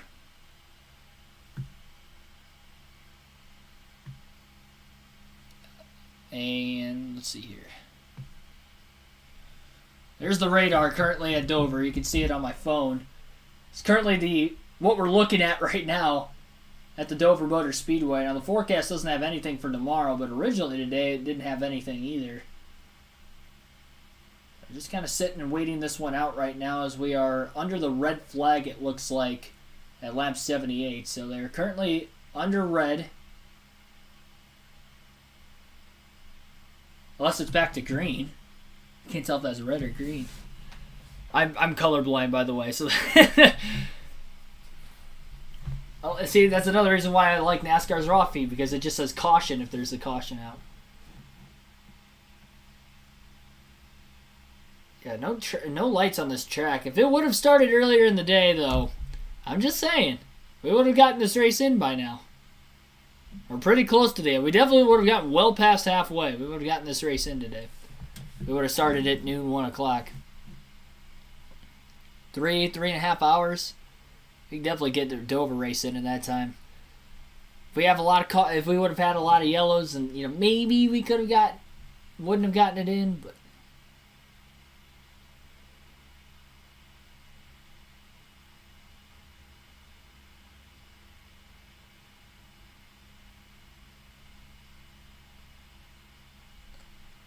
Yeah, it's definitely raining a lot harder right now at Dover. The cars are currently under their covers. Drivers are out of their cars, and we'll be hearing some interviews. Jamie Little standing with Joey Logano. Then you guys just made a big swing at it. What were you dealing with?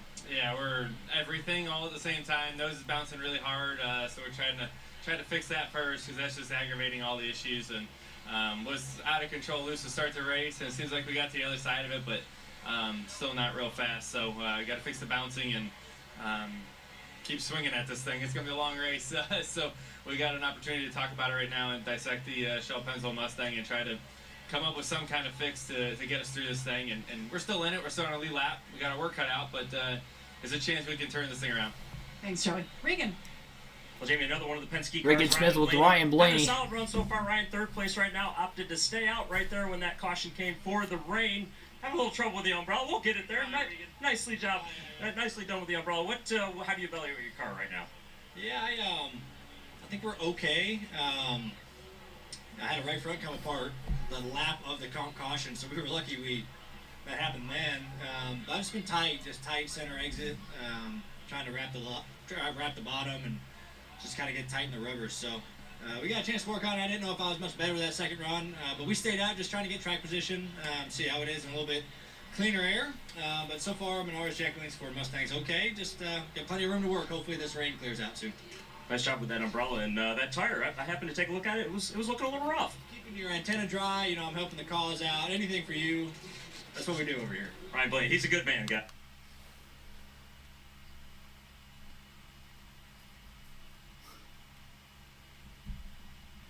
So again, drivers out of the race car currently under red flag conditions at lap 79 of 442 laps to go in stage number 1.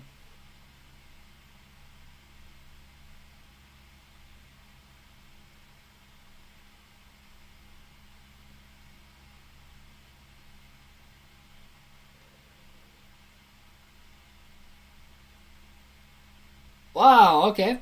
So Fox having a couple Hall of Famers for the throwback race next weekend in the booth. Richard Petty will be in the booth for stage 1. Bobby Labonte in stage 2. Bill Elliott will be in the booth for stage 3. All right. A little different. It'd be pretty cool seeing the King in the booth next weekend, though.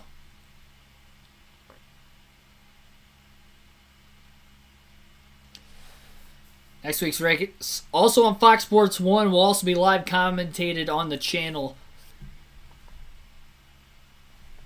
Now, if this race does get postponed till tomorrow, no matter what time it is, I will be doing live commentary for it tomorrow as well.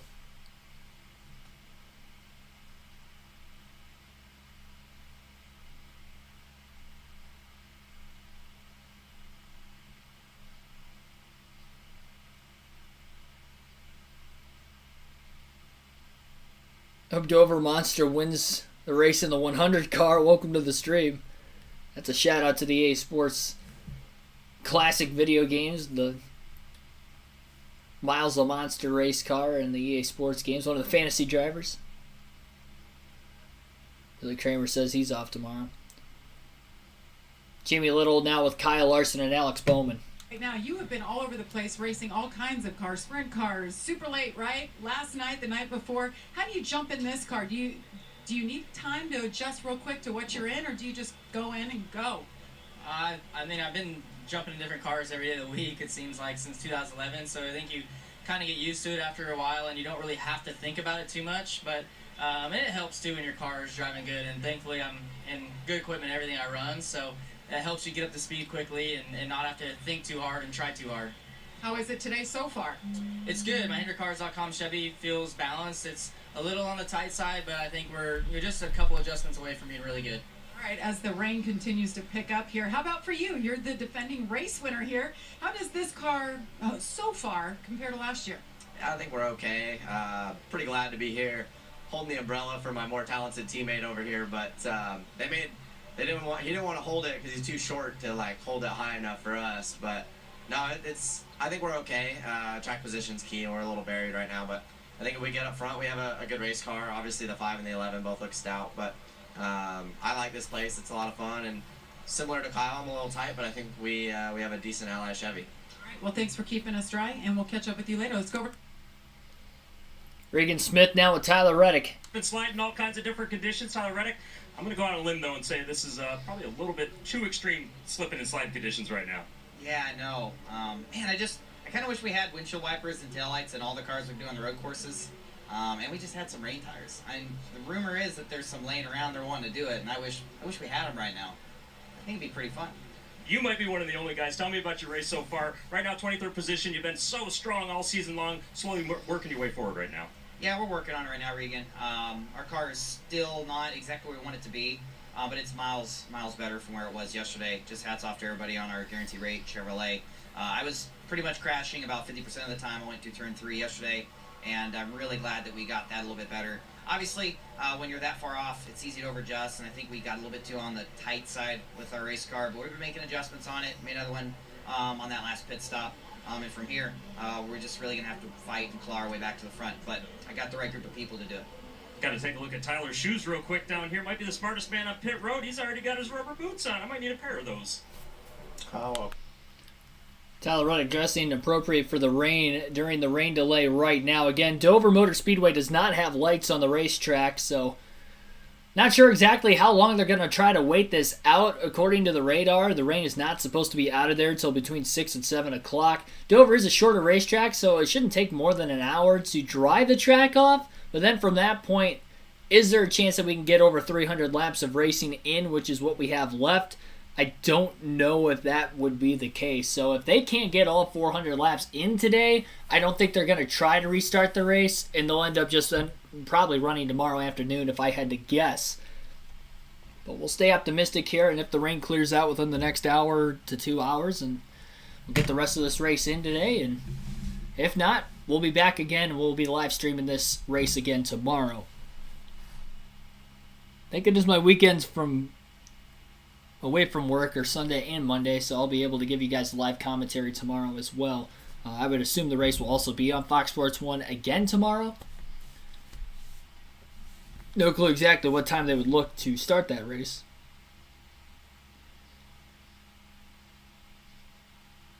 Dover doesn't need lights, it's lit. Don't have a championship and you race like the... I don't know what you meant by that.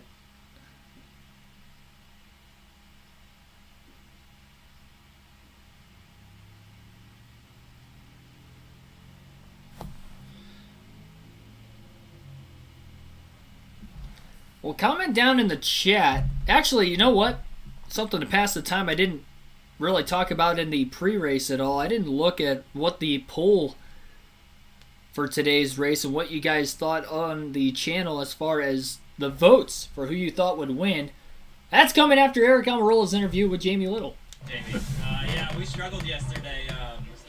We missed it, but thankfully we have teammates that were good yesterday, and we went back to look at their stuff and made some changes before the race today, and our car's taken off really good. A little bit of a struggle in traffic, but that's why we stayed out right there. We want to see how the car works in clean air. So, so far so good for the Smithfield Weiss Ford Mustang. I think we're gonna be fine if we can get up front. It was interesting in qualifying yesterday. So many comments about, I can't believe how fast we are in this new car.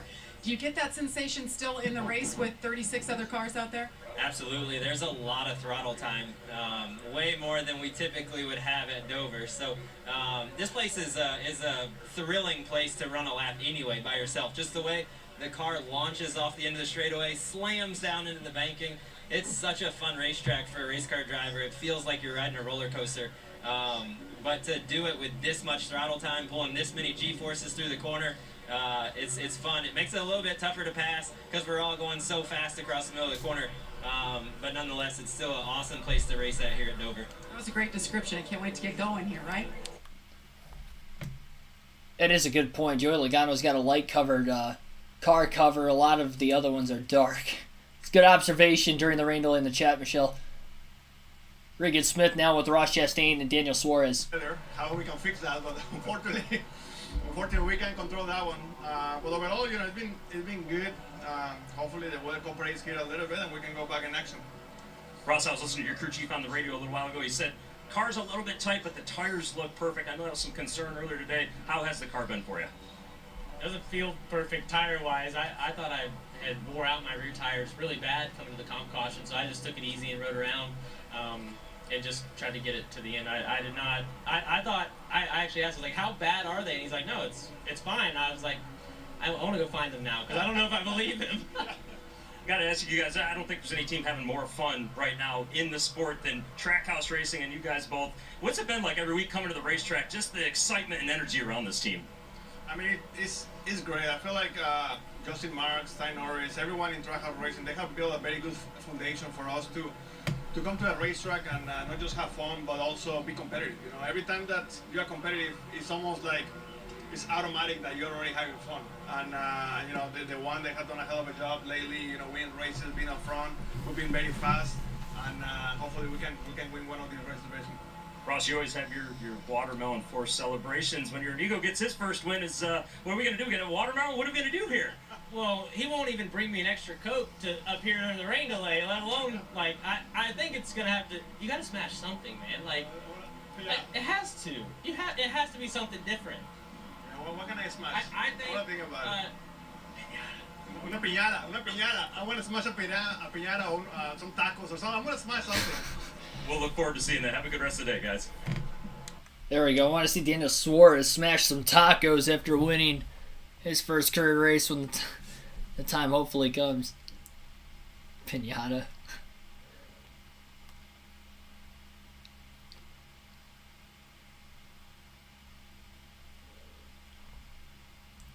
Yep, lap 79 right now is the current rain delay. Matt Hunter, welcome into the stream. Race used to be run the weekend after the 600 for so many years. Wouldn't mind seeing it return early June. Next year's scheduled. Better weather in early June. Yeah, there have been some rain dates at Dover. I can remember a couple of them in the 2010s alone as well.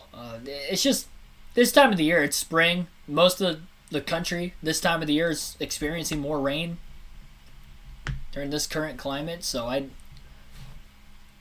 mean, it may help a little bit, but I mean, early June is still like in that springtime where I don't think the chances of rain would be any greater or less.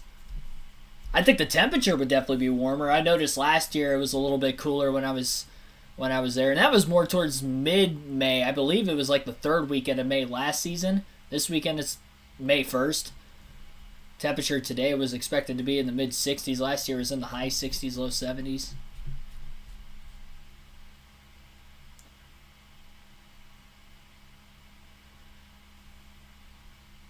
Jet dryers are on the racetrack right now. I'd assume it's probably still raining. There are some drivers talking down on pit road right now and in the garage area without any umbrellas.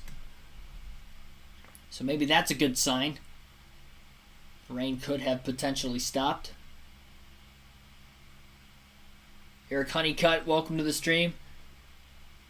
Should have started at 1 like they used to, or even 12. That's exactly what I stated a little bit ago in the chat. If they would have, I mean, they would have gotten well over half the race in by now, and maybe it would be called and it'd be official, or we wait it out, and if we can't get the rest of the race in because of lights, we would have gotten most of it done. It definitely would have been in the final 100 to 50 laps of the race. It would have been close if they could have gotten it in, if they would have started it at, say, 1 o'clock. 3 hours. 3 to 3.5 is typical Dover race. I saw last year on Racing Reference the race went 3 hours and 19 minutes, or 7 cautions. It's the second one already today.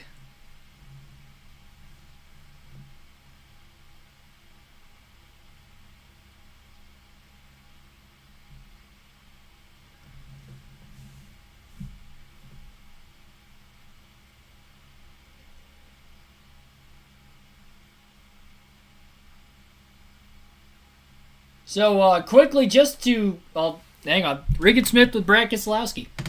Brad, how's it been at the start of the race? Is it as fast as you thought it'd be? Yeah, it's been decent, Regan. Not quite as fast as we were in practice until we get clean air. That seems to be the battle here at Dover. We really feel like we've got something if we can get one of those long Dover runs where everybody kind of has equal air. So, just kind of working through it with our Kohler Ford Mustang here. Looks like there's a little gap in the radar. Hopefully we can get the track dry and get back going. But got a great car for those super long runs. Your crew chief Matt McCall back on the box. He came back last week after a 4-week suspension. See you up there talking to him right now. What are you guys talking about? You got 4 weeks worth of stuff to catch up on. Yeah, we really do. But no, just trying to find the little tweaks and changes we can to make to our car to get that tiny bit more speed. 11 car, 5 car looks really good. And my teammate Chris Busher, his car is driving almost opposite of mine, so we're trying to figure out why his is driving that way and mine's driving the way it is and learn from each other. Good luck, Brad. Thanks. Thanks, Regan. We're under the red flag at Dover. 78. Clouds are breaking apart around the racetrack currently right now, so maybe a little bit of hope. And that's one thing also, too. The fact that we are only about 120 laps roughly away from the halfway mark, if they get this race going back green, if there is a little break before more rain comes later on this evening,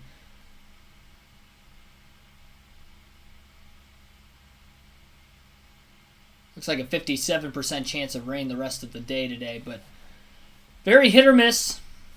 50-50, just about. Well, 57-43.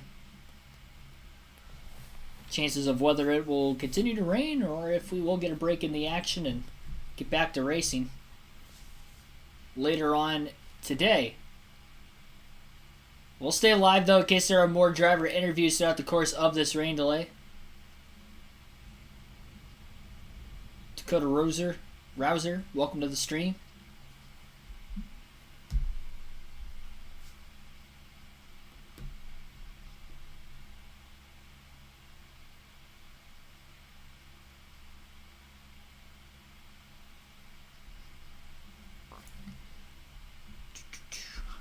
Like and subscribe for more daily NASCAR content. So I asked you guys in the community tab before the start of this race a little bit of a poll of who you thought might have won. The votes were between Kyle Larson, Chase Elliott, Denny Hamlin, Alex Bowman, or other. Nobody really specified other in the comment section, but other was the highest voted. Those other 4 drivers were on the poll based off of Vegas sports books. Larson being the odds-on favorite for today's race. Chase Elliott was second. The Denny Hamlin and Alex Bowman were tied for the third favorites going into today's race. But 46% said someone other than those 4 were going to win today. Chase Elliott was the second highest voted with 23%. That was my pick to win today's race. Kyle Larson was at 18%. Alex Bowman at 8%. Denny Hamlin at 5%. And well, Denny Hamlin has led the most laps so far today, even though he only has 1 top 10 this season in the first 10 completed races, and that was when he won most recently as well at Richmond. Here we go. Mike Morgan, welcome to the stream. What channel is the race on? The race is on Fox Sports 1 today.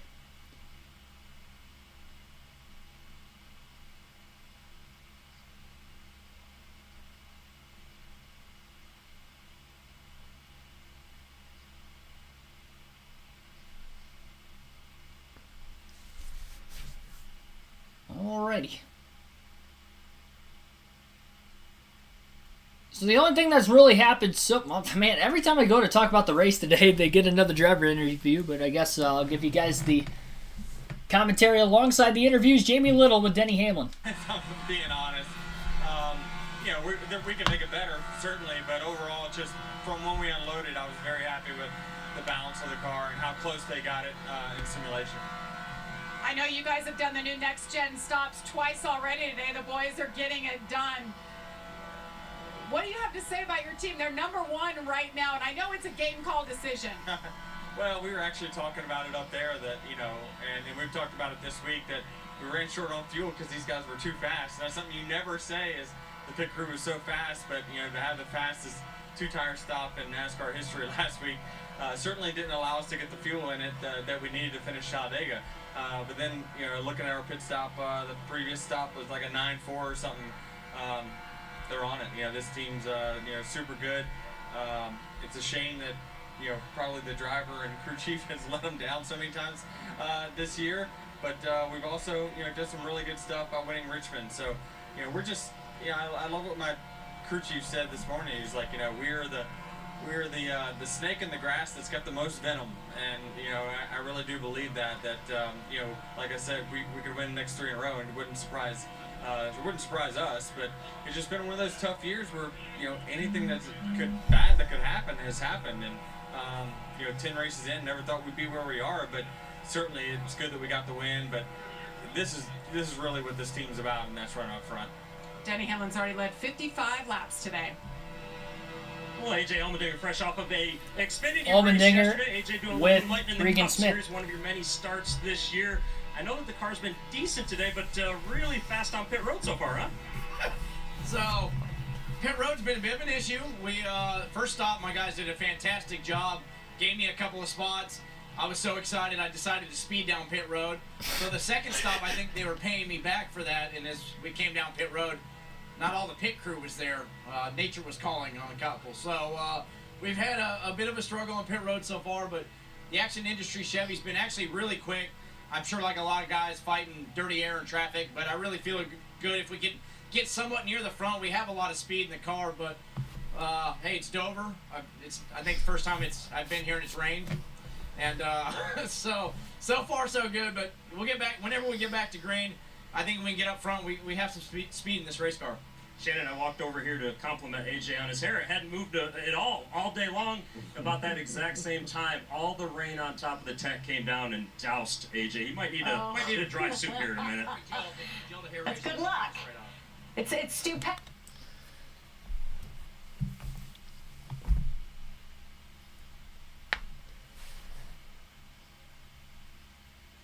Oh man. Yeah, hopefully all goes well for you, Ashton, while you're trying to wait out the rain at the racetrack.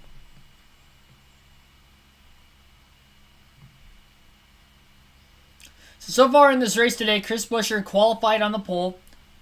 led about the first 17 laps before Denny Hamlin had taken the lead away from him.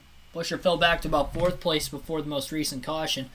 And we had the competition yellow during a good battle for the lead between Denny Hamlin and Kyle Larson. Hamlin had cycled off of pit road in the lead, then pulled away following that restart until the eventual caution that we are under right now for rain. Pit road had opened in the middle of the light sprinkle at the time. A lot of drivers pit. 8th on back will be on fresher tires whenever we decide to go green, whether it is today or tomorrow. And Denny Hamlin will be the first driver on fresh tires after leading 55 laps. Kyle Larson is the leader right now. He stayed out of the pits from 2nd. Elliott was in 3rd. He stayed out of the pits as well. Ryan Blaney stayed out of the pits. Martin Truex Jr. stayed out. And William Byron also stayed out along with Bell and Almirola. So the top 7, again, on about 25 lap, give or take, older tires compared to those in 8th place on back. Santiago Kid, welcome into the stream. Picked Alex Bowman on the Cup Series Duramax Drydene 400, which is 10%. Yeah, Bowman, last year's winner. One of the favorites today, at least according to Vegas. And currently in 9th. And has been in the top 10 all day. He's 2nd on the restart of those with fresher tires.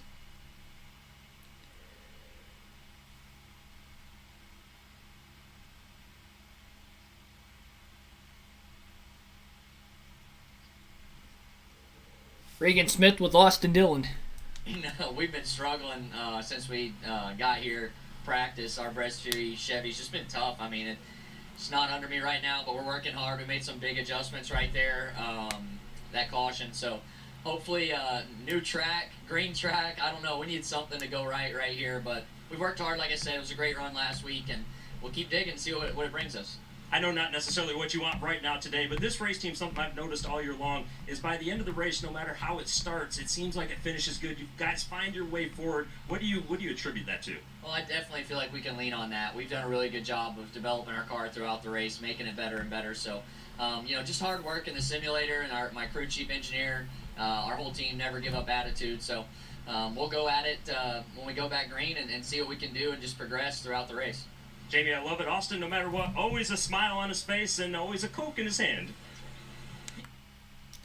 Jamie Little with Eric Jones. But Eric Jones, last week we talked a lot about you. Led a lot of laps at Talladega. You ended up finishing 6th, but how long does it take a driver to kind of overcome and get past that finish? Yeah, I mean, it's, I don't know. I don't let myself try to dwell on it too long. You think about it, you watch it back, try to learn from it, and figure out early on, what you can do different. But by Tuesday, Wednesday, I'm trying to move to next week. Think about Dover and move forward. But it's good to be that close. It's frustrating to be that close. I've been close there so many times. I feel like I've been in that position a couple, 3, 4 times now and just haven't quite got the win there. So hopefully the 5th time's the charm maybe when we go back in the fall. But yeah, it was a good run for us. I was happy to be up front at that place and hopefully get up front here again today. How were you guys so far? I know we didn't even make it to the end of stage 1, but did you have a good idea of what you have today? I think so. It's just tough. I mean, we're tight, which I think everybody kind of is, and the Focus Factor Chevy though was making ground. We were up to 15th there, and I think we shuffled back a little bit with the pit cycle. Some guys stayed out, so I don't know. We'll see. I think we're good. I think we just got to get up there. I was listening to Martin talk, and he said he felt like if he got up front, he'd be fine, and felt like we were as good as him there running with him. So. I don't know. We'll see. Hopefully we can just find that track position at some point. I'd love to go back to see how these tires play out and kind of know what tires are worth here, but it's just definitely tough. Track position's been pretty big so far. So. All right, well, good to talk to you. 3 top 10s for this guy this year. Shannon. Thank you. Take a quick rundown of the running order while we're waiting under the red flag. Kyle Larson is the race leader currently. Chase Elliott in 2nd. Ryan Blaney 3rd. Martin Truex Jr. 4th. And William Byron, after starting at the rear of the field, wrecking in practice yesterday in a backup car, rounds out the top 5. Christopher Bell in 6th. Eric Almirola 7th. All those guys on old tires. Denny Hamlin in 8th. Will be the first driver on fresh tires come the restart. Alex Bowman will be in 9th. 10th is Kyle Busch. Ross Chastain in 11th, Justin Haley 12th, Kurt Buescher back to 13th, Brad Keselowski 14th, Daniel Suarez rounds out the top 15, Ricky Stenhouse Jr. in 16th, he was in the top 10 at one point, Kevin Harvick in 17th, Bubba Wallace 18th, Austin Cindric 19th, and 20th is Kurt Busch, Eric Jones 21st, Corey LaJoie 22nd, Tyler Reddick 23rd, Chase Briscoe 24th, AJ Allmendinger 25th, Austin Dillon 26th, Joey Logano 27th, Ryan Preece 28th, Michael McDowell last car in the lead lap at 29th, Cole Custer is in 30th, first car one lap down, Ty Dillon in 31st, Harrison Burton 32nd, Cody Ware 33rd, Todd Gillen 34th, Josh Bilicki 35th, BJ McLeod rounds out the 36 car field as of right now. Everybody is in the race as of right now. Bilicki and McLeod are already 5 laps down. 3 down is Gilliland. And then everybody 30th through 33rd is 1 lap down. Top 29 on the lead lap. So that is the current running order under the red flag during stage 1, lap 79. Thanks for everybody sticking out the rain delay right now. It's still raining at the racetrack as we currently speak, but just trying to wait this out, see if we get back to racing today as soon as the word becomes available of what time the approximate restart will happen, whether it is today or they move it back till tomorrow. There's no rain in the area tomorrow. There wasn't rain in the area today until today, so we'll hope for the best. And sometimes these things happen. Fortunately, the race didn't start till 3 p.m. Eastern Standard Time. About 3:10 was the drop of the green flag. They could have started at noon, 1 o'clock. The race it'd be over today, whether it would be rain shortened or they could have gotten it all in. They at least would have gotten well past halfway, which is what we're racing to right now, because the end of stage 2 would be about lap 240, but halfway would only be lap 200. Junebug Fan Forever 88, welcome to the stream. I personally don't think we're going back racing today. If we do, I don't think we're going to get the full race in, so we'll just have to wait and see how that gets monitored. Regan Smith with Bubba Wallace. We were tight the first run, we adjusted for that, and we fired off tighter, so missed the boat a little bit. I guess pun intended since it's raining. But just got to get a little bit better handling on our Lidos Toyota Camry. But all in all, our speed is okay. I feel like we were a little bit better than some of the cars that are in front of us. We just got to get that track position back and then maintain it. We'll end up with a really good finish that this team desperately needs. Last week, a big impact at the end of that race. I know I saw you as you were getting out of the car down there towards turn 1. Looked a little bit ginger, a little bit sore perhaps. How's everything feeling this week? Yeah, no, I slid in the seat a little bit, so that wasn't fun. But no, all good. You know, neck was a little bit sore. Felt like one of those metal core shows that I go to throughout the year. My neck was about the same sore as that. So I know that feeling. Obviously, but no, all good. They build safe race cars. Just those hits are a lot. They take a lot out of you. So back for another week of redemption. We've been running with a ton of speed these last handful of races and good results at the end of the race, but just the finishing result hasn't been there. So not from lack of effort. We just have to keep after it, stay persistent, and stay hungry. Jamie, the speed's there for Bubba. They just got to get things to go the right way. Well, it's good to know me and Bubba Wallace listen to the same music. I definitely know what it's like to be sore in the neck area after a concert. Here's Jamie Little with Kurt Busch. Yesterday, what was it? Yeah, the car had a weird load vibration and then lost power assist. And I just thought it was because the pace we were running, and then with the high banks here, it was like the thing was just under assisted.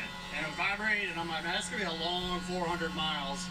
And once we got through all the numbers that TRD had with Toyota, JGR, 2311, we were on the softest side. And so it was like, hey, let's try to learn something here, make a change, and work our way back up.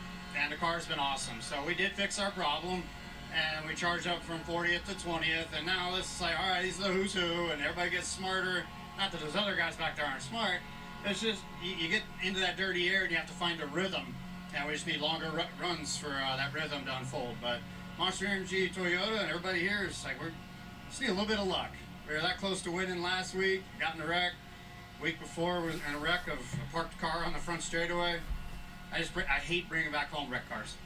Well, Kurt Busch just mentioned he started this race in the back of the field for that adjustment, but everything's looking good for the 45. Keep your eye on him when we go green again, Shannon.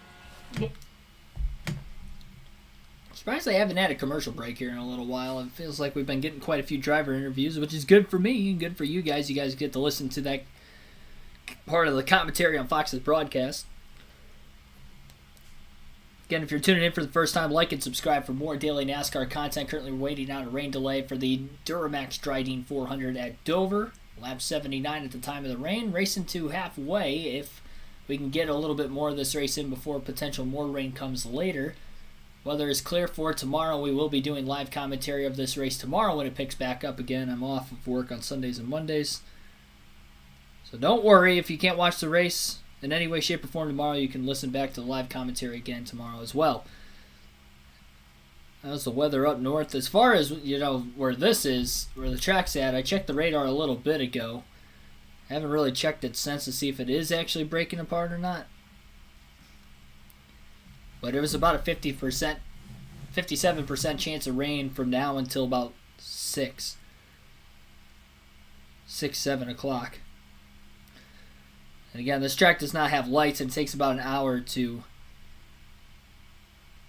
dry the track. So I just don't see them waiting it out until we get the track dry and the rain is done, if it does take that long. Forecast tomorrow at Dover is supposed to be 75 degrees, winds 5 to 10 miles an hour, mostly sunny. And chance of rain, only 11%. And up until today, there was no chance of rain for this race at Dover, but Mother Nature would be like that sometimes.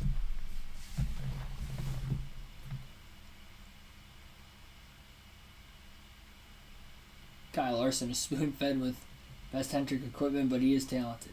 I'll give him that. At least you're noting that Larson is very talented. But that's what makes the best drivers, though, in NASCAR and in motorsports in general. In motorsports, the best drivers in history are the drivers that are super talented and have the equipment. You have to have both. You can't have one or the other, or you're never going to succeed to your fullest potential. So that is what makes the drivers great, and that's why Kyle Larson is one of the greats that are in NASCAR currently today. That's why Kyle Busch has been as good as he has for so long. Well, yes, it is the car doing some of the work. It also takes a good driver to get that car into victory lane as many times as those guys do on a regular basis and get the good, consistent finishes out of it.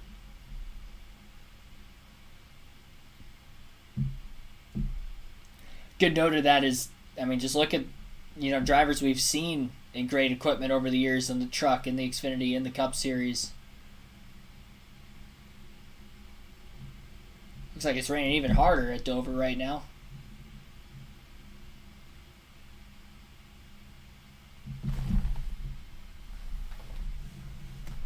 We'll wait this out, though, until the very last second where they call it. Earl Arnold Jr., welcome into the stream.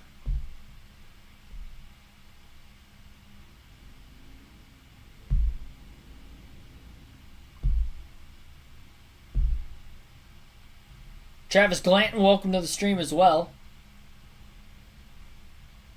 See, Adrenaline Rush is back in the chat. Mark Church Jr. He is a Cup Series champion.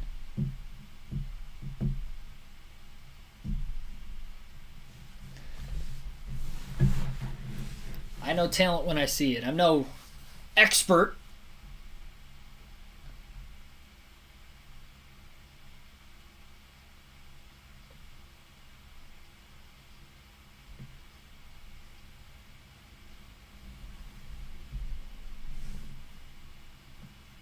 Will they be able to start the race after the rain? Like I said, they can't just wait it out until the rain stops. If the rain stops when it's expected to, between 6 and 7 o'clock, because it takes about an hour, maybe a little less than that to dry Dover, considering it is a shorter racetrack. But let's say it stops at 6. And they take the hour to dry the track, and we get this race restarted at 7. There's no way they're going to be able to get over 300 laps in about an hour and a half before it gets dark, and this track doesn't have lights. So that's where we run into that issue of, I just don't know.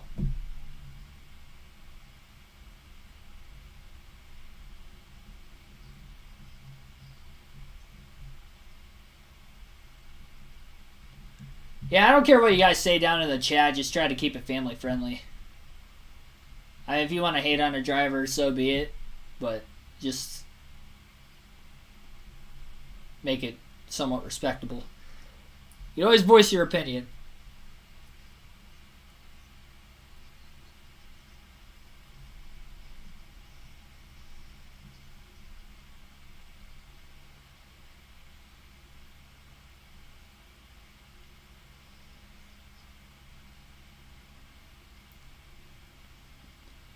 NASCAR has pulled the plug, my prediction. Do you think they're going to call it off for today? Is that what you meant by that comment, Derek? I just think that that's the likely answer if I had to shoot you guys straight. But again, we'll stay here until everything is official, as usual, because you never know. I mean, I didn't think they were going to get back to racing at Bristol a couple weeks ago when I was there in person. I stuck it out, and they got back to racing, so... It didn't look great then. It doesn't look great now, but we had a good outcome with Bristol. Maybe we get a good outcome with Dover. You just never know.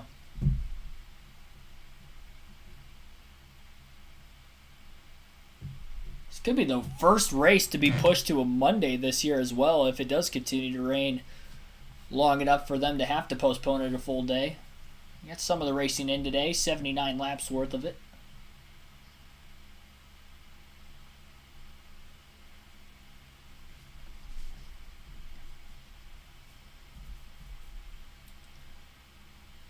At Daytona, the race ended at 1:30. You talk about the 500 last year? That was a late one.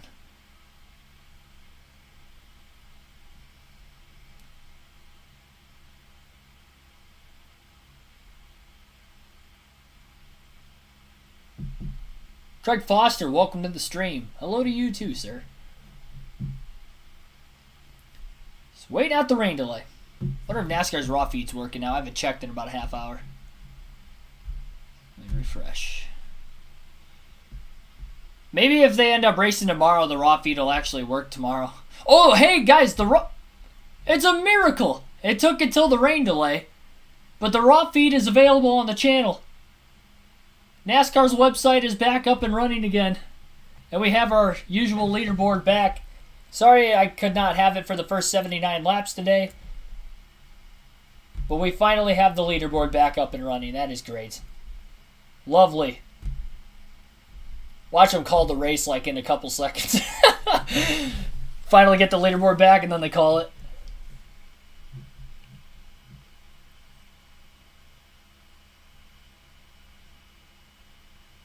Yeah, exactly. And that's kind of what I was stating, Tristan, in the chat too. I mean, it rains almost everywhere in May.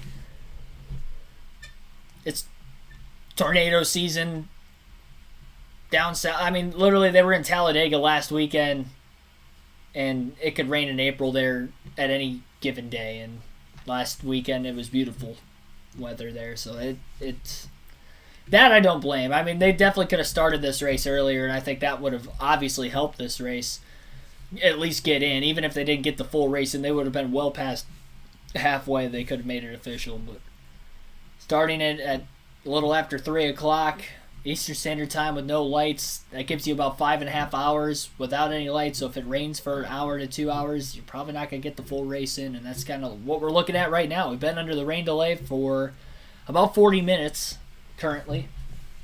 And knowing NASCAR, they will wait it out as long as they possibly can, which I respect, but it's just not looking likely anymore.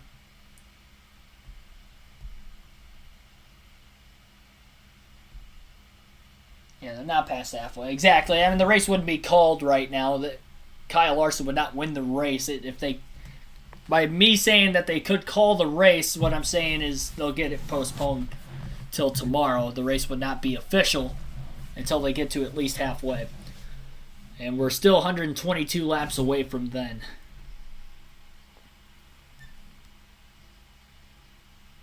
On the bright side, I'd be able to golf today if I wasn't able to earlier. It's beautiful outside of my house. A little windy. It's in the mid-70s right now, though.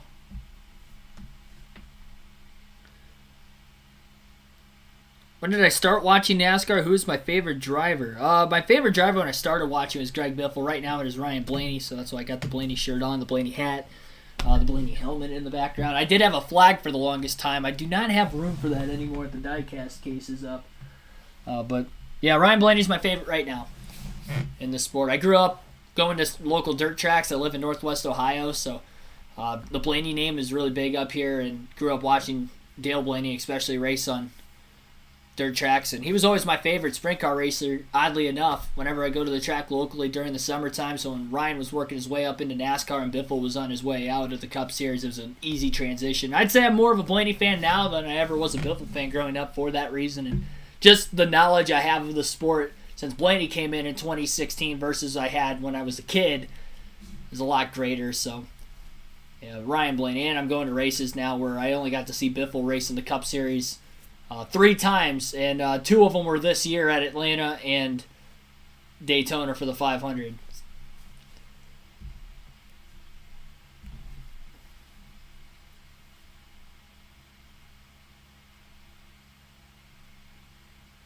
Ron Sims, welcome to the stream.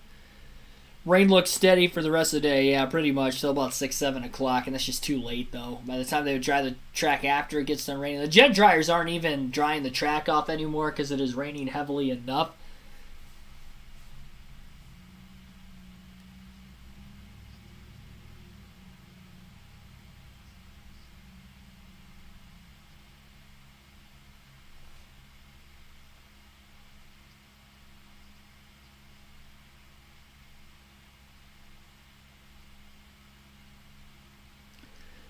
Pacific races have to start at 3. Well, that's 3 to 4 our time, but look at what time it is Pacific time when they start those races over there. It's between noon and 1 o'clock.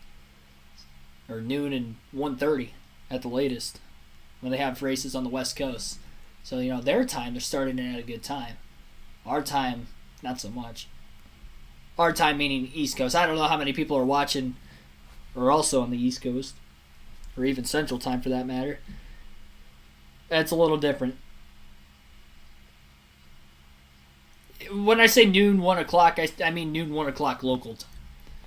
So if it's, in Talladega like last week, 2 o'clock is a good start time. It's about 1 o'clock there.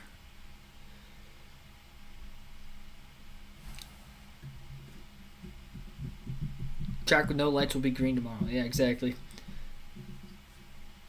It'll be a green track.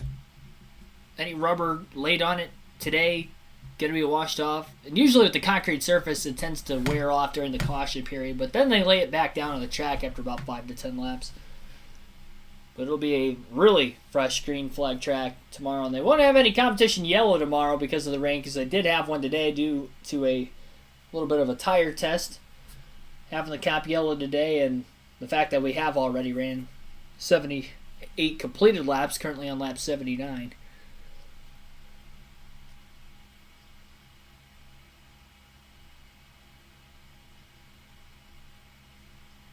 Feel old.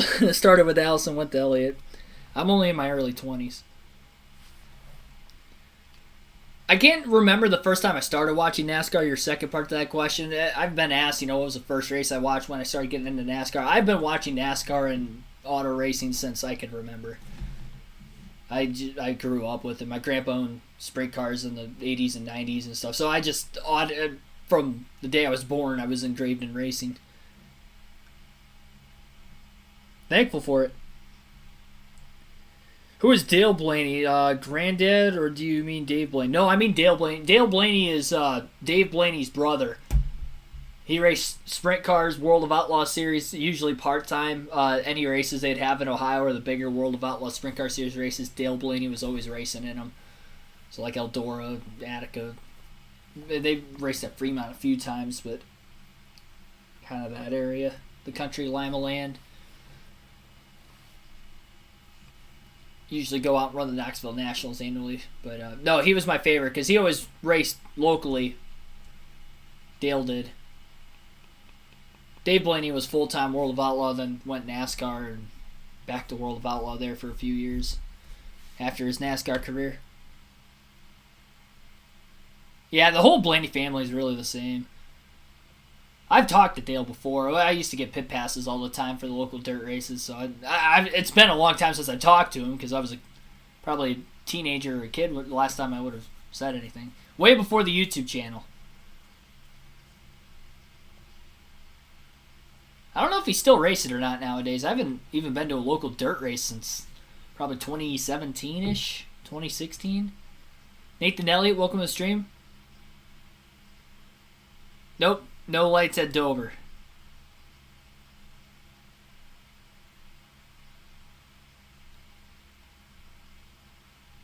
Jason Larson are not Golden Boys.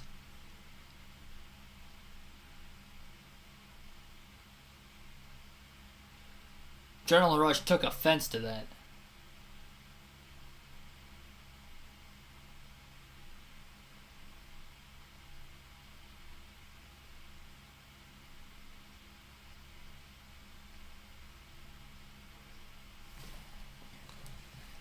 No, it's just the words of choice that the mods are getting rid of some of the comments in the chat. Just got to keep it respectful with one another. Don't call each other... I don't even have to say it. I don't want to say it. Cue the duck, Affleck, who flipped over in the 1999 Daytona 500. Wasn't it Dale Jarrett?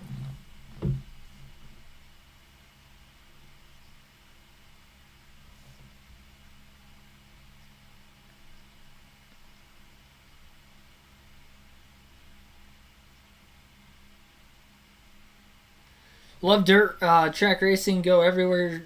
Go every Saturday night. Okay, gotcha. Yeah, that's... I need to get back. I want to do that. I'd like to do a race highlight video from a local dirt race sometime this year. I do the race highlights of the NASCAR races I've gone to, but since I started going to NASCAR races in 2018, I just haven't given myself the time or the money to go to the local dirt tracks. And I've had the channel since 2020, so... I'd like to go a couple times this year. I do plan on going to the Eldora Kings Royal for the World of Outlaw series, so I definitely know I'm going to a sprint car race this year. As far as like local, that's still a couple hours away from me, but as far as like local dirt track though, I'd love to go to a race later this year.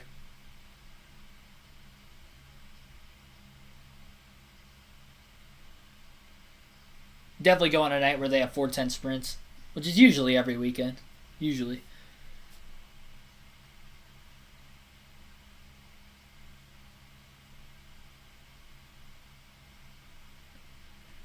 Knew Dave and Ryan, but not Dale. Yeah, Dale Blaney was actually drafted. He was in the NBA for like 2 years. I think he had like a really bad knee injury and ended up quitting basketball. He was drafted in the second round by the Los Angeles Lakers. You can Google it. I'm not lying. He's really tall, too. It's like 6'6", 6'7". Taller than most NASCAR drivers, I will say that much. Or race car drivers in general. Just subscribe to I commentate every week. Every week I don't go to the race. So I've been to 4 cup races this year I have not commentated, which were the Daytona 500 and really all the races through Speed Weeks. Auto Club, went to Dirt Bristol a couple weeks ago, and I was at Atlanta for their first Super Speedway race this year. So I'll be commentating next week at Darlington, the following week for the Texas All-Star race, and then I'll be at the Indy 500 this year, so I won't be doing commentary for the Coke 600 that weekend. And then I'll be at Gateway the following weekend, so it'll be a 2-week break coming up at the end of May, early June, before I get the live commentary back at Sonoma.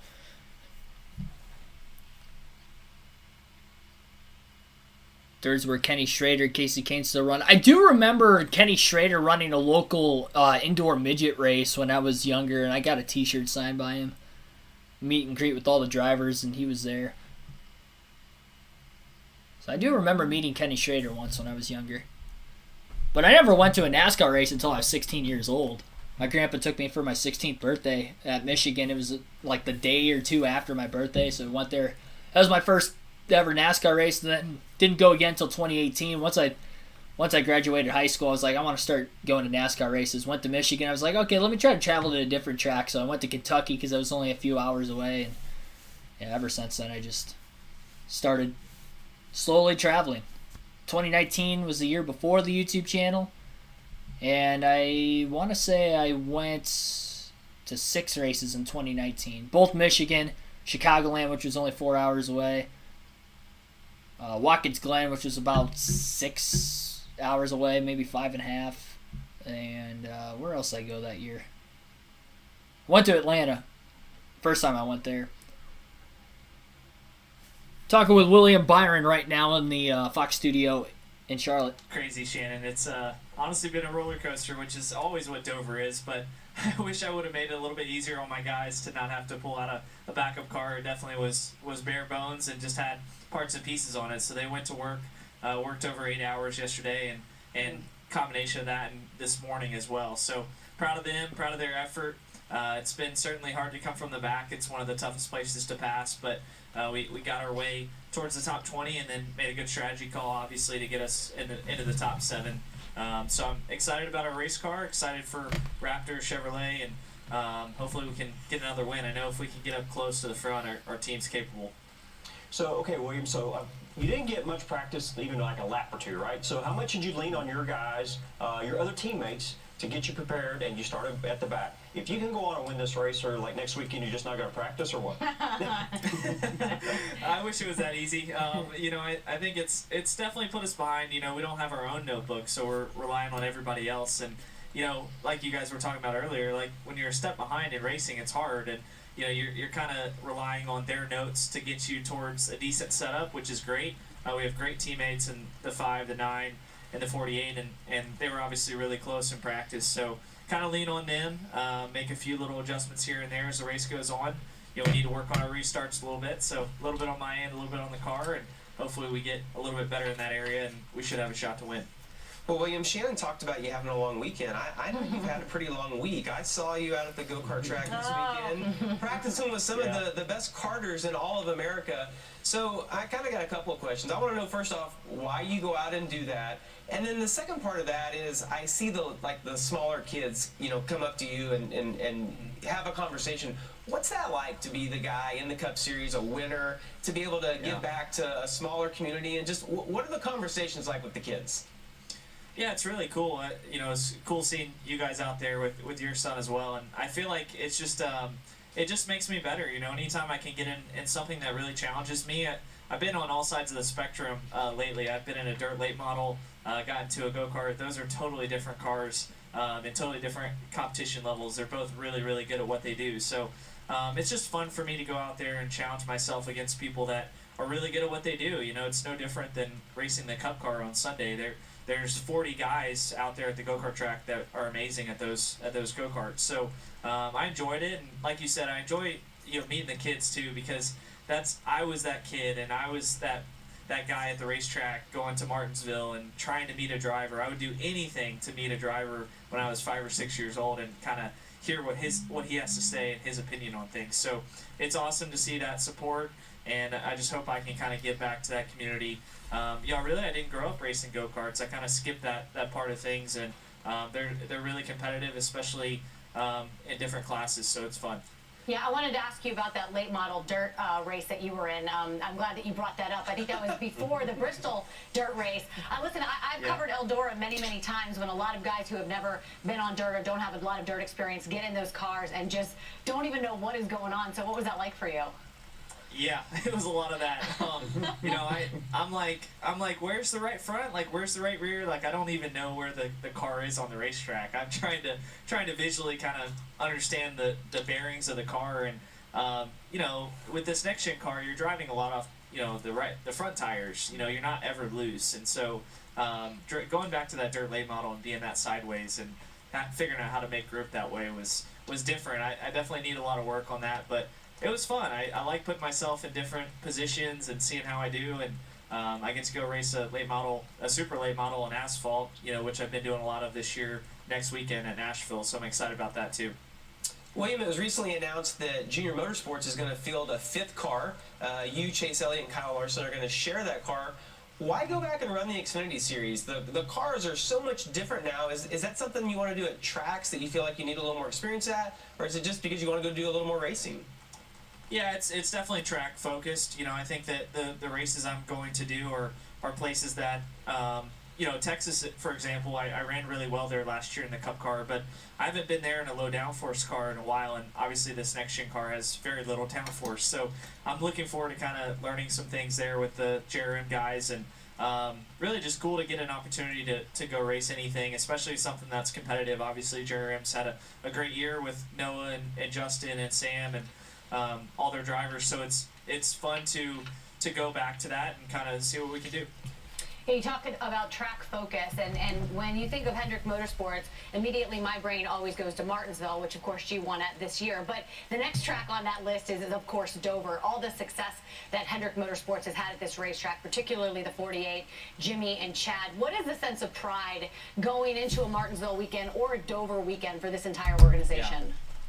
Yeah, it's big. I mean, unfortunately, some of that mojo doesn't carry over into this new car, but we've got a great notebook regardless. I mean, I'm sure they could take lawnmowers around this thing, and the guys at Hendrick could figure out how to make it work. So, I think it's just having that notebook. Even though it's a new car, you kind of know how to get around these corners. You know what's important.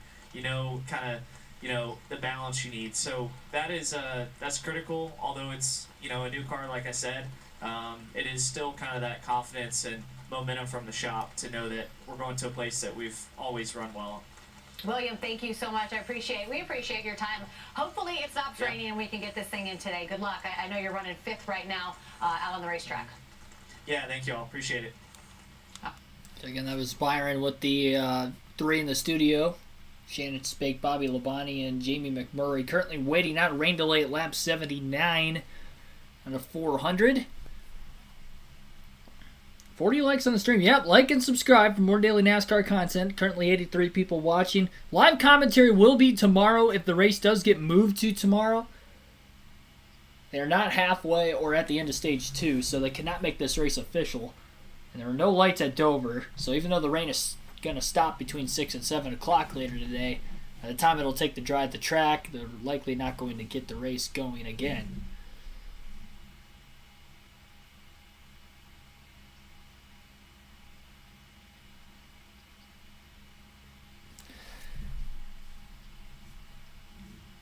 Carsman Boy, welcome to stream.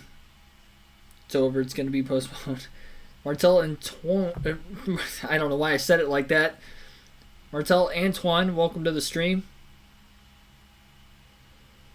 Hopefully I said your last name correctly. Said it with an accent the first time. I don't know why I did that.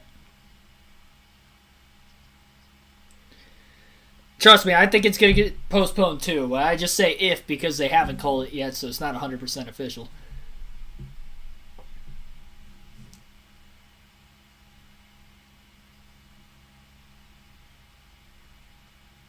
Stinks because it looked like there was a pretty good crowd on hand this weekend at Dover, and any rain races I've been to, or even races that have had a rain delay and they get back going again on that Sunday, the fan turnout isn't exactly the same.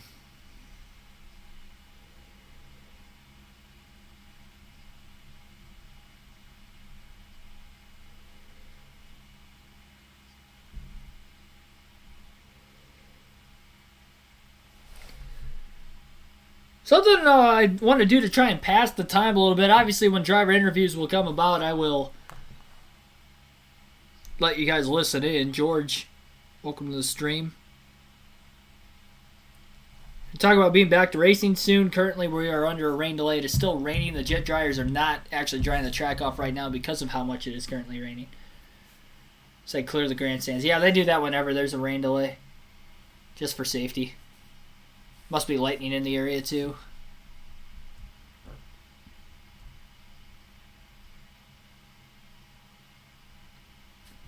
But something I want to do. I have not showed off my usually I show off any die casts I get within probably about, pretty much the weekend I get the die cast. Now I got about 4 die casts that I had purchased when I went to Atlanta, and then I had bought 10 of them when I went to Dirt Bristol a couple weeks ago as well. So I'm going to show off a few of those die casts I've gotten recently. I've showed off every single one I've had outside of that I have bought so far on the channel. So just to pass time during the rain delay, I figured I'd do that.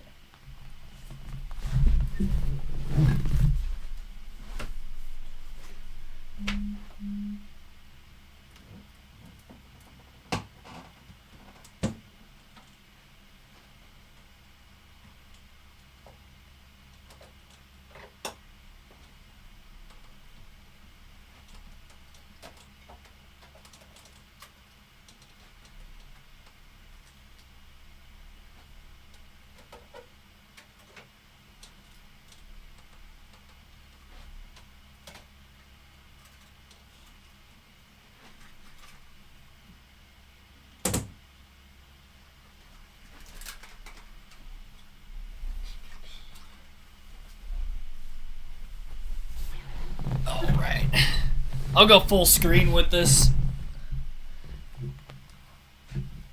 I'm just pulling 4 out at a time right now. Let's see, so I got, what, 14 die-casts to try and show off right now? We'll go full screen while we're waiting on the rain delay. Must be raining. No use for a name. Yes, it is raining currently. We're waiting out the rain delay. Welcome to the stream, though. Welcome anybody else I haven't shouted out yet. I have one Jeff Gordon diecast. I only have one, too, and I also bought that recently. But first, I finally... So, for those of you that don't know on the channel, very much in... And I guess you can kind of see when I go full screen, the diecast sitting behind me. But, full screen now. I got Michael Waltrip, number 15, 2001. So this was the 2001 Daytona 500 winning car. Michael Waltrip. It's actually a... So this is the only Michael Waltrip diecast I want. But I really wanted to get a Michael Waltrip Napa diecast. I'm a big fan of blue and yellow cars. This was always one of my favorite cars. Just any one of Michael Waltrip's Napa cars, even Martin Truex Jr., Chase Elliott, whatever it be. I had to get a Napa car. I wanted to get a Michael Waltrip one, and I wanted either 2001 or 2003 because he won the Daytona 500 both those years. This is 2001. It's actually a piggy bank, too. This is the only one that's not like a legitimate diecast. I mean, it is a diecast in the sense that the hood opens and everything else, so it's very detailed still, but it is also... You can also put your change in it, so that's pretty cool. Then you can open with a screw at the bottom and take all the change out right here. So that's pretty cool. So there's that one. Then another blue and yellow paint scheme is the Square D. This is a Kenny Wallace 1999 diecast. This is one of the older ones I have. But I gotta say, it actually pops really well on the camera. It is daylight outside and the sun's shining, so the lighting's perfect for you guys to see these diecasts. But this one. So again, blue and yellow paint schemes. Always liked them. Ran the Square D. I wanted to get a Bobby Hamilton senior truck because that's who we used on our NASCAR 05 season that you guys voted for me to race as. I could not find a Bobby Hamilton truck. It was either Bobby Hamilton car, this one, or it was Kenny Wallace. And when I happened to be at Dirt Bristol, I was like, okay, next Square D paint scheme I see, I'm just going to buy it, even if it's not a Bobby Hamilton senior truck. And it ended up being Kenny Wallace at Dirt Bristol last weekend. So I think I only got this for like $10 too. This was $10. I think the Michael Waltrip one was $30. This one was $20. This is a UPS Ford 2003 Dale Jarrett. Very underrated paint scheme, I feel like. I really like the UPS paint schemes. So, at the UPS Ford. I don't know. I just always liked the UPS paint scheme. There's a couple really good Dale Jarrett UPS paint schemes, but this like 2002 to 2004 one, those were the years right there. This is 2003 NASCAR Winston Cup. So it was last year at the Winston Cup Series. Battle Award wins Barber. Well, thank you for notifying me of that. I had to keep the NASCAR coverage on just in case they made a statement on the rain or anything.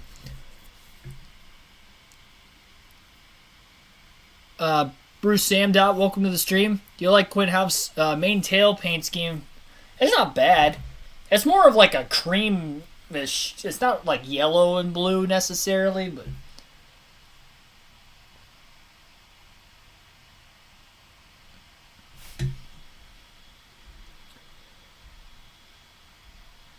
let's see if anybody else was in the chat when I got up. Steve Folks, welcome to the stream as well. I try to shout as many of you guys out as possible. Last paint scheme, another blue and yellow one. So this is an Elliott Sadler. I actually have two Elliott Sadler paint schemes now. A Pedigree. Always liked this one when I was a kid because it's got the dog on the side of it. It got the golden retriever. It also has it on the back of the car. Healthy Nuggets right there. But Pedigree paint scheme. Saw this. I think I got this one for like $10 too at Bristol this last weekend. The Dale Jarrett one I actually got at Atlanta, but the other three I got at Bristol over the last couple weeks. Where's the big brown truck? I don't have the big brown truck. But I also worked at UPS in between jobs my senior year of high school for like 3 months. So kind of coincidental, I guess. I didn't even think about that till a little while after the fact. Elliott Blue Course.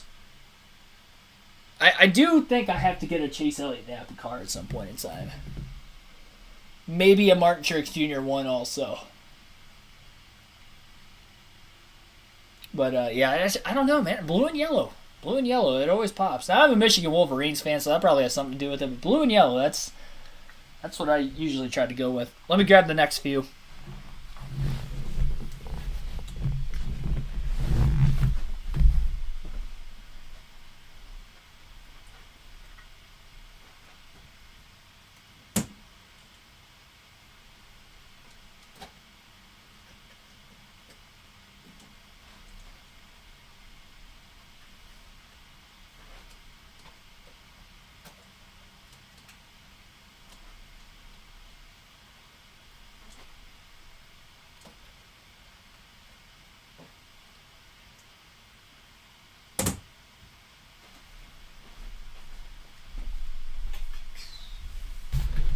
All right. Drinking with Yuri, welcome to the stream. Susan Ingram, welcome. Inside Uranus, welcome. The good Charlie Kimball, welcome to the stream, everybody. Do I like Quinn Half? That's the second Quinn Half one. God. He's not in the Cup Series anymore. Yeah, that's just crazy. That's going to be one of those NASCAR drivers that, like, 20 years down the line is like, hey, you remember when Quinn Half ran for a team called Starcom Racing for 2 years full-time in the Cup Series? Maybe he's racing local short tracks now. I don't know. Very young, too. He's like my age. He's only like 23, 24. A year or two older than I am. Bunch of bots again? I don't think so. I haven't seen a bunch of bots. But, currently, race leader is Kyle Larson at Dover, lap 79. Top 7 stayed out of the pits, and then we had some rain under a caution. No accidents so far.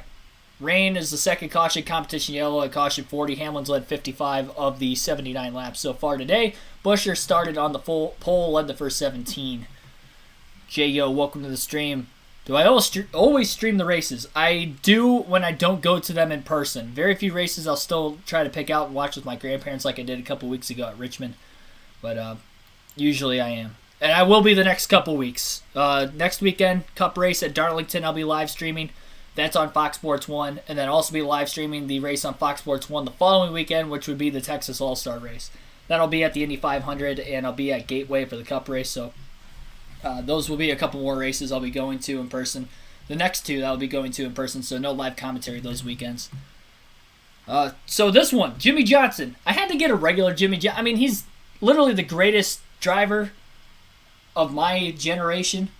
So I had to get a regular Jimmy Johnson Lowe's 48 paint scheme. I believe this is 2005.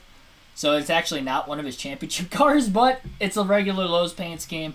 Jimmy Johnson. I had to get this within the last couple weeks. I see it every year.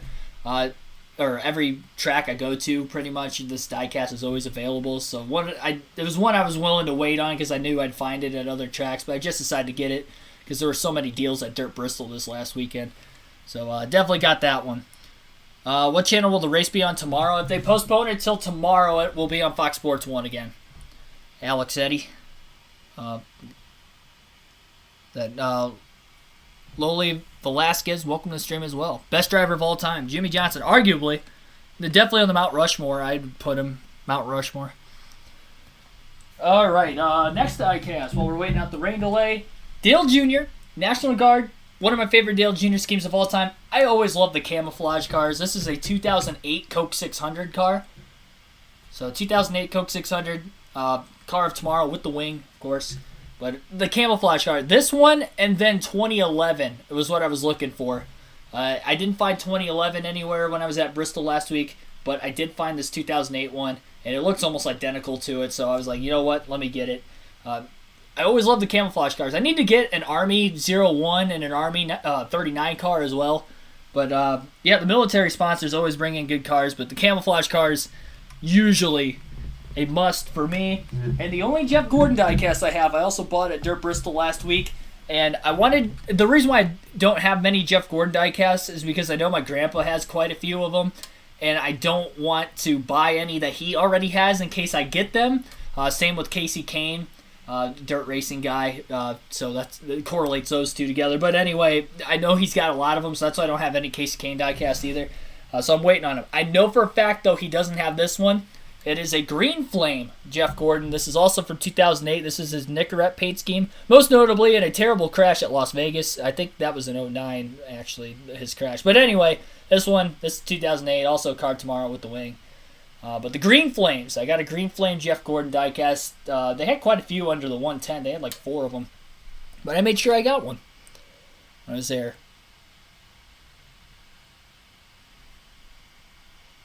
So, there we go. Dale Jr. camo scheme. Yeah, I really like that. That's one of my favorite Dale Jr. diecasts I have. The other favorite one I have, I probably got 2 of them that are still up there that I still have to show you guys, but that was also bought in Bristol this last weekend. Now I'll grab a couple more. Almost tripped getting out of my seat.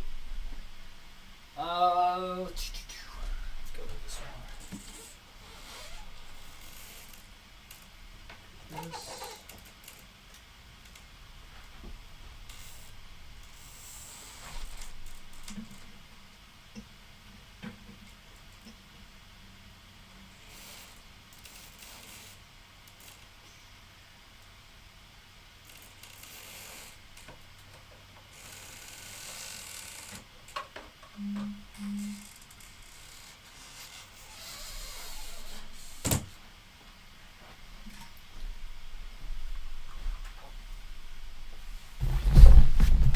Oh, right. We were just talking about Dale Jr.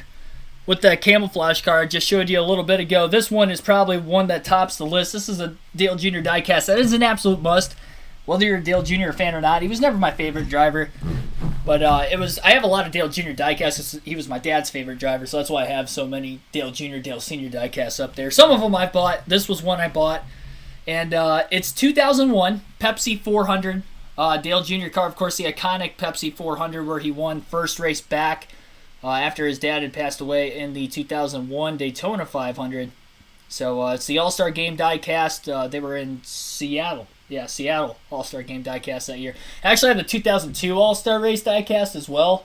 That was one my dad had, but this one, it looks like a baseball. You can see the car, or the pretty much I don't know what you would call this, not the underbody, but the side skirts, I guess, kind of, or the lower portion of the ball. You can see the seams, or of the car, looks like the seams of a baseball. So, yeah, this is another one I bought. This one was the most expensive diecast I think I've ever bought. This is like $75, which I'm upset that I bought it for that because I saw it in another tent the next day on Sunday for like $50 because they had more than one. And this one only had one. And this was the first I'd ever seen it in one of the diecast tents any track I've gone to. So that was definitely one I had to get. Another one. This is also a diecast I've been looking for over a year since I started collecting old diecasts in NASCAR. Finally found it, and it is Dave Blaney, my first Dave Blaney diecast. I wanted to get a Dave Blaney diecast because I have so many Ryan Blaney diecasts. I'm a Blaney fan. And wanted a Jasper number 77. It was either that or I was going to get a number 22 Bill Davis Racing. Any of the Bill Davis Racing cars I'd ever seen in person, they were all Ward Burton. And I think I might have seen a Scott Wimmer one once as well. But I never found a Dave Blaney. Finally, Dave Blaney Jasper. This is 2003. Of course, most notably, he finished third in the Southern 500 that year. Or not the Southern 500. It was the Spring Darlington race. I think it was the Carolina Dodge Dealers 400. But anyway, the Spring Darlington race, the classic finish, side-by-side between Kurt Busch and Ricky Craven. Dave Blaney finished third in that race. I think that's his best career finish. But 2003, Dave Blaney diecast. This is the paint scheme. Blue and yellow scheme again, too, so it's another reason why I wanted it. But Dave Blaney diecast, and again, Ryan Blaney fan, so gotta support the Blaneys. And I actually have the throwback scheme. The throwback scheme from 2018 of Ryan Blaney, and I'll show you just how similar the cars are. Because when you actually have the old car and the throwback car side by side, they actually look identical.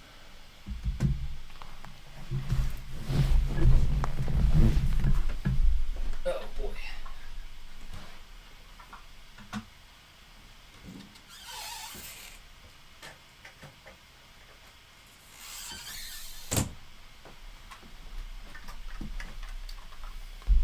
Hopefully you can pick this up on the mic still. But yeah, these are the cars side by side. This one's the Blaney car. You get a look at it. Duracell was his paint scheme for this race. And then here's the Dave Blaney car right underneath it. Like, you can literally see how identical these cars are. The only difference is literally the sponsor. But even the sponsor on the hood is about the only difference. I wish Duracell would have maybe looked more like Jasper. Maybe he could have put it blue or even like sideways like that. But that's literally the only difference. All the way around. So that's the only throwback and old, like, this is the only paint scheme I have of like a throwback Darlington car and a what the throwback was too. All right, I'm just emptying the whole case. Couple more over here.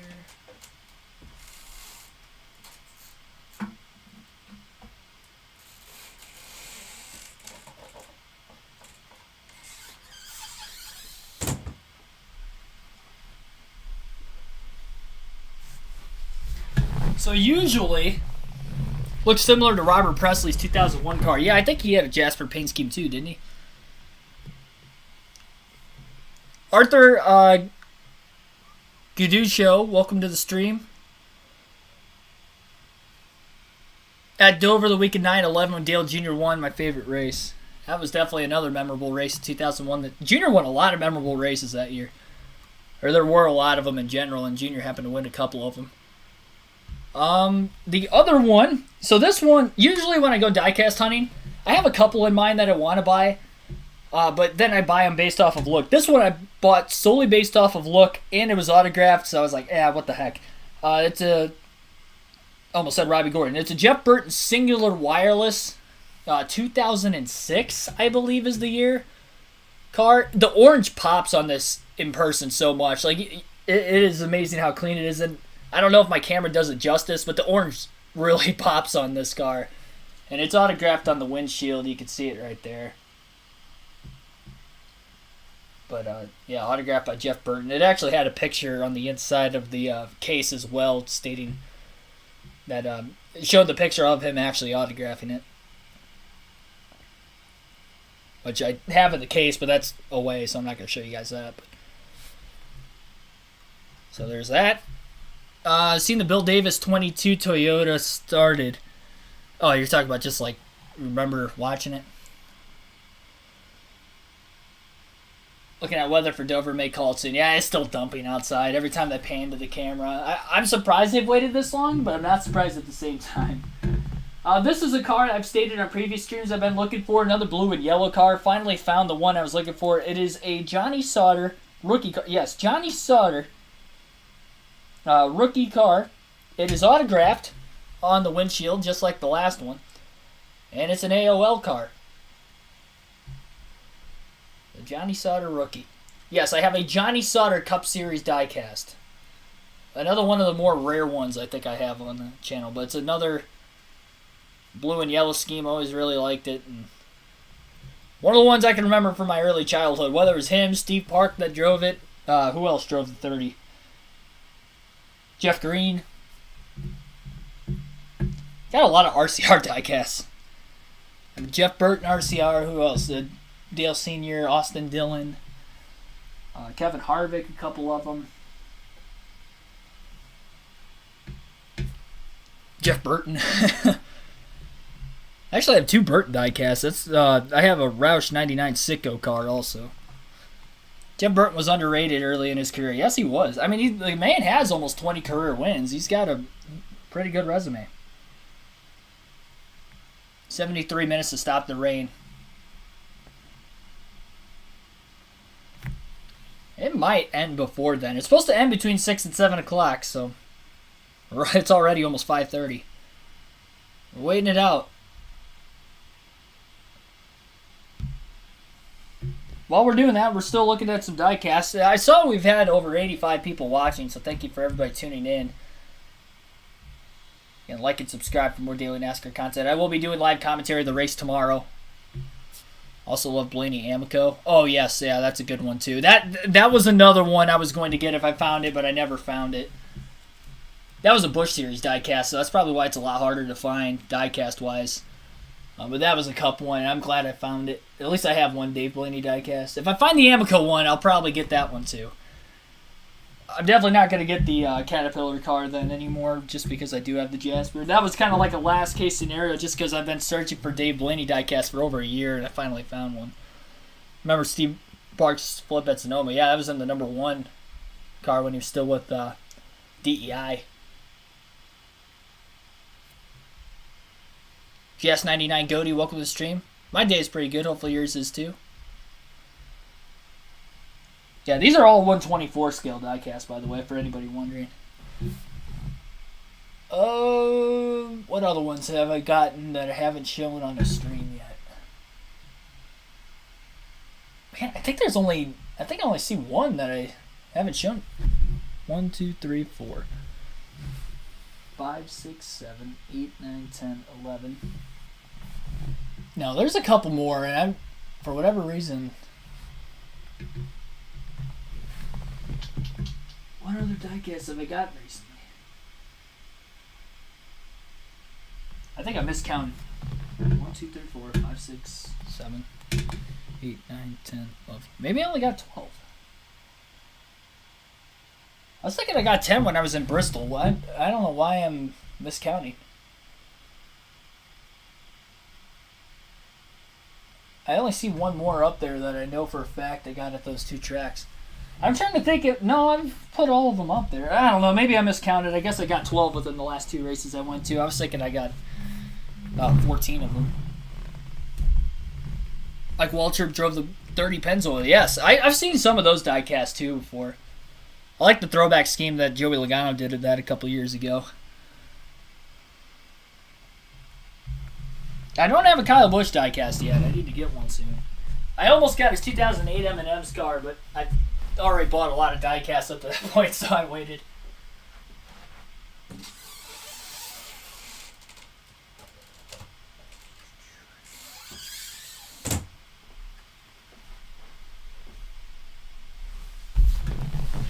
All right, this is the last one I've got within the last couple weeks. It is a Dale Earnhardt Jr. number 3.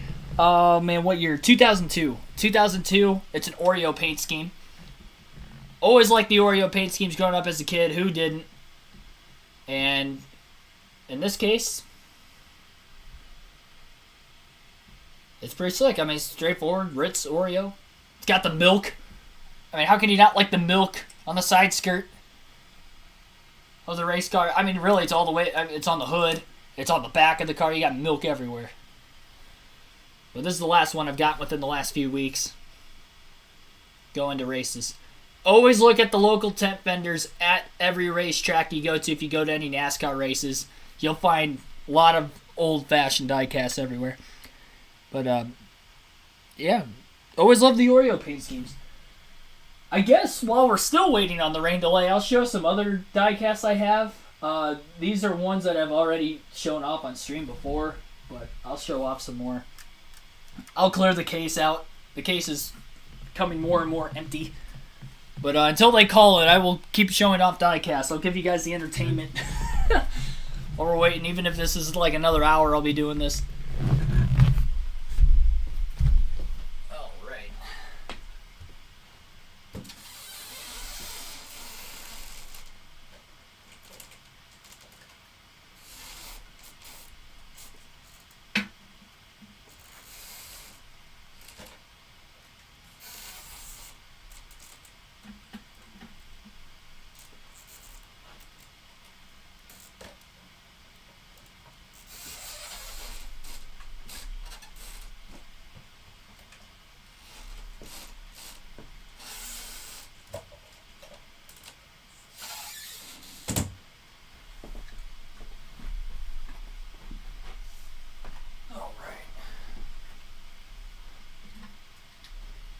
Making a mess. I have cars laying around everywhere. Biased opinion. Greatest Dale Earnhardt Sr. paint scheme of all time, or at least my favorite Dale Earnhardt Sr. paint scheme of all time. I've already mentioned I like blue and yellow diecast. It's, of course, the Wrangler number 3. I don't know what year this diecast is. I think it was 96. He ran it for one race. Whatever the case is, though, my favorite diecast from Dale Sr. of all time. Had to buy it when I saw it. It was a pretty easy choice for me to buy this one. Again, I had to get a great of another diecast. The only other Dale Sr. diecast I had were ones my dad had, so this is one I bought, and this was my favorite of them, so definitely had to get this. It's still raining and pouring. And they have just announced races postponed till tomorrow. NASCAR Cup Series at Dover will be racing at noon Eastern Standard Time tomorrow afternoon. So they got it right. It'll be at 12. So tomorrow at noon will be the conclusion of the NASCAR Cup Series race at Dover. It has just been announced, ladies and gentlemen.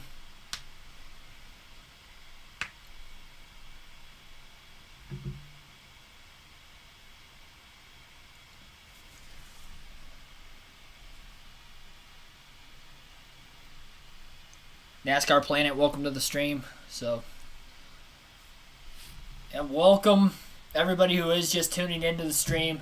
Definitely tune in tomorrow. We'll be live at noon for live race commentary. We'll keep this live stream going for a little bit longer. I'll keep showing you guys some diecast while we're filling some time here. I mean, we were scheduled to be live streaming through like 6 o'clock anyway today with the race, so I'll keep the live stream going for a little bit, but I will be live streaming if you do decide to go tomorrow at about noon, well, at noon Eastern Standard Time. I will be live. We'll be doing live commentary of the race again like we did. And the raw feed is back up and running, so you guys will get the scoreboard all throughout. Unfortunately, we did not have that the first 79 or so laps today.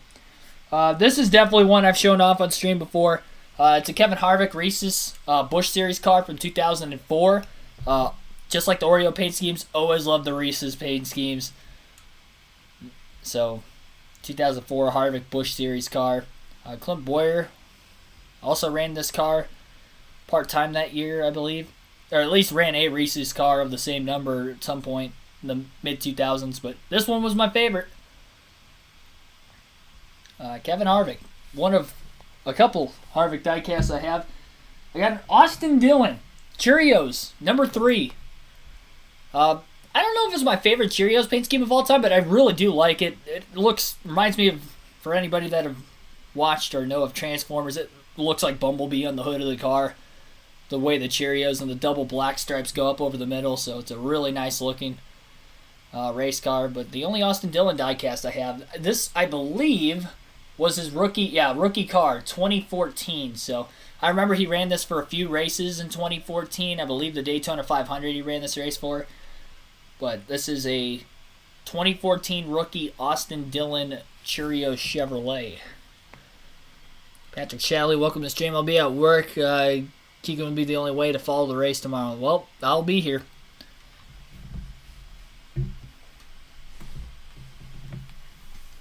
What other diecast I pull out that I haven't showed you guys? I was talking about the Dale Jr. 2002 All-Star Game diecast from the Pepsi 400 that year. Here it is. Where was the All-Star Game that year?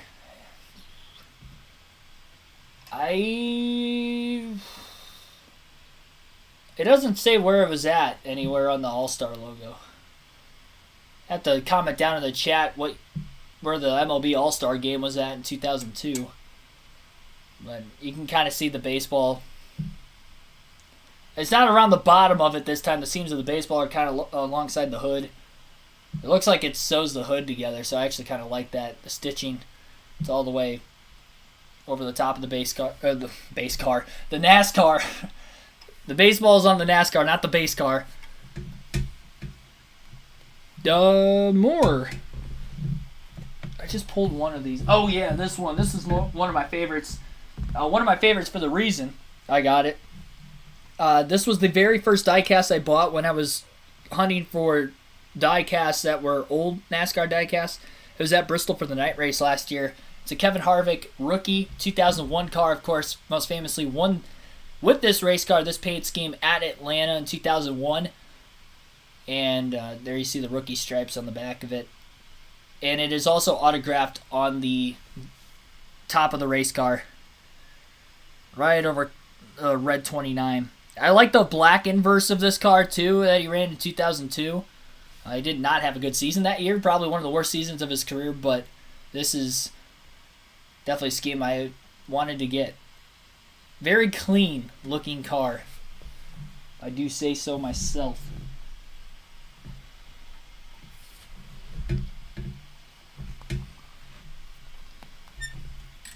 Sometimes you don't have... Anyone have Beerios? Sometimes you don't have milk. Is that a breakfast item? Or is that like late at night after dinner? Let's go over here.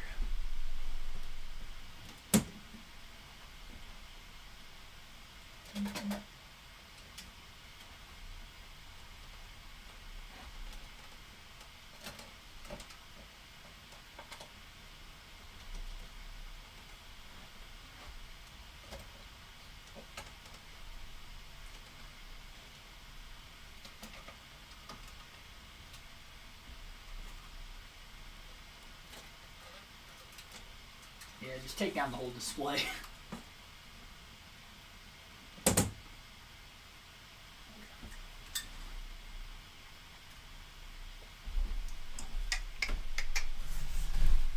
Keeping the trend of the blue and yellow paint schemes on, I'll try to go as quickly as I can. I might as well show you all of them at this point. I mean, I only have like 12 more left on the wall.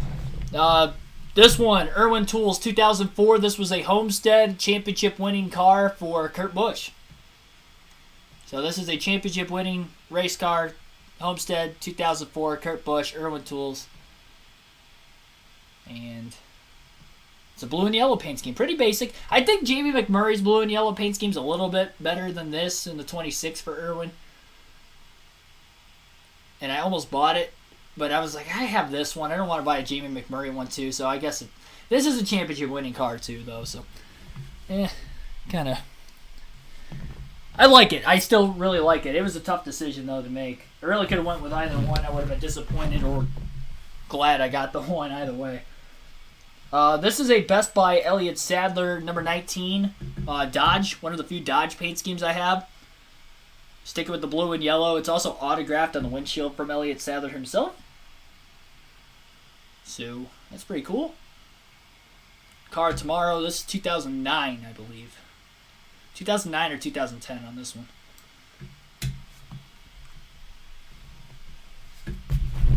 Another rookie car, Tony Stewart, Home Depot, number 1999, or number 20. Year is 1999.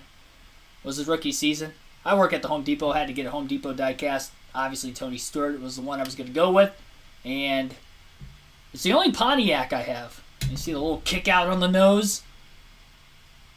But only Pontiac diecast I own. Milwaukee was the 2002 All-Star Game. Thank you for that. Oh, right. Some other ones I just pulled out were...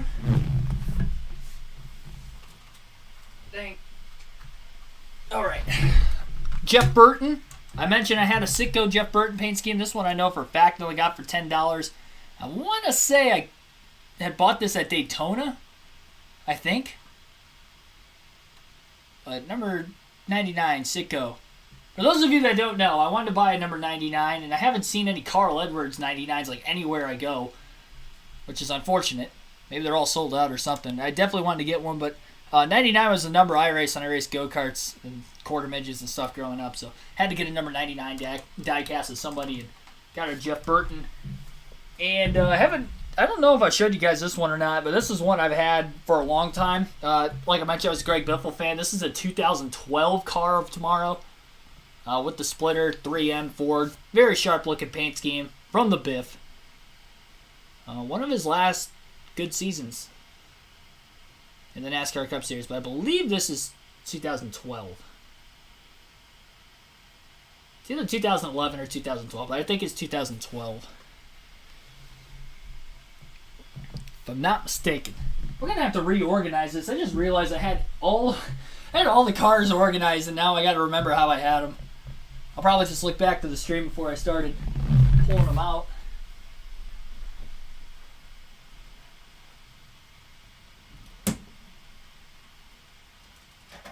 Tripping over cars left and right.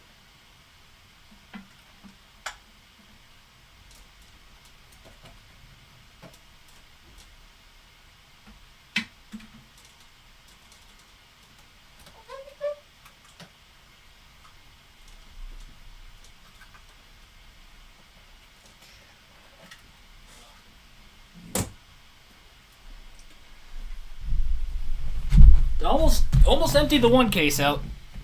You won at Michigan. Yeah, he did win at Michigan that year. 4-time winner at Michigan, in fact. So I wish I could have went to races when I was a kid. Michigan's my home track. I could have seen my favorite driver win a bunch. Instead, I had to wait till Blaney won there last year. All right, this is the Terry Labonte Got Milk. This has way more milk on the side of the car than what the Oreo paint scheme did. And this is a throwback to when we ran the NASCAR Thunder 2004 season. One of my favorite Terry Labonte paint schemes of all time. This is from 2003. This is the Got Milk Monte Carlo. Another Terry Labonte diecast I just pulled out was also from that same year, 2003. It is a Cheez-It race car. Another throwback. I have a Cheez-It Greg Biffle hat. But look at all the Cheez-Its on the car. Very detailed. Bunch of Cheez-Its. I wish they had legitimate... I don't remember Cheez-Its ever being on Biffle's car or Carl Edwards' car when they ran Cheez-It paint schemes in the Cup Series. But this one definitely had Cheez-Its on the car. It's also got the Kellogg's on the back. It's got the red flame. Look at the flames. We got flames. You throw flames on a race car, that's going to enhance it. You can see the flames on the corner panel still, too, behind some of the contingency sponsors. You got Tony the Tiger on the side of it still. Teresa D. Premio, welcome to the stream. Yep, the race has been postponed until noon tomorrow if you are just tuning in for the first time and wondering. Race will be at noon tomorrow. We're just showing off some die-casts while we were waiting out the rain delay. Alrighty, another one. I think I just grabbed all of them I just pulled out a couple seconds ago.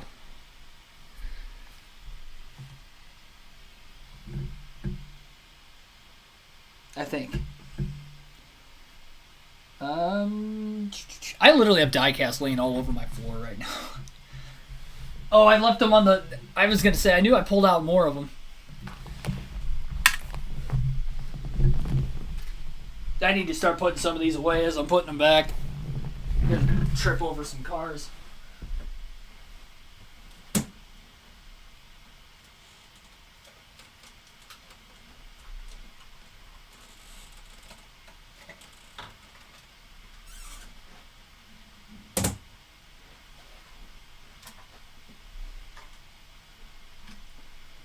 Alright, this is my favorite Jimmy Johnson paint scheme of all time. Pride of America, 2003 Coca-Cola 600 car. This is a race winning car. So Pride of America, Jimmy Johnson. I've showed this off on the stream before, but my favorite Johnson scheme of all time. I had a 1/64 scale diecast of this. I can remember the tire coming apart when I was a little kid and I was upset about it. So I got the 1/24 scale to top it off. I had to wait like 15 years, but I finally got it. Chase Elliott, one of my favorite Chase Elliott paint schemes. Hooters number 9. It's a matte black and orange car. I just feel like it really pops well. His truck series truck that he ran this season as well, 2020. And of course he won the championship this year. So kind of coincidental. That's the only Chase Elliott diecast I have. One of the newest ones I have too. I have Greg Biffle, another one. This is the second and final Greg Biffle 1/24 scale diecast I have. It's an American Red Cross 2008 Ford Fusion.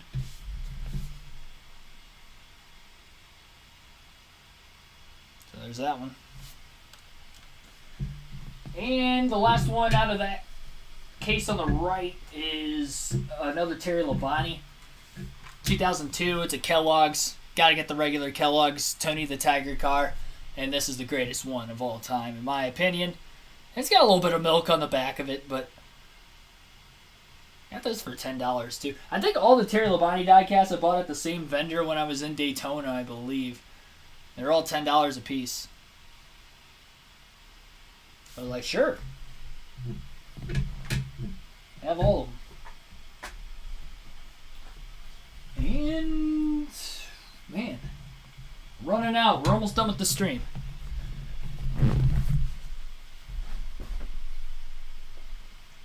I'm going to start putting some of these back while I'm over here.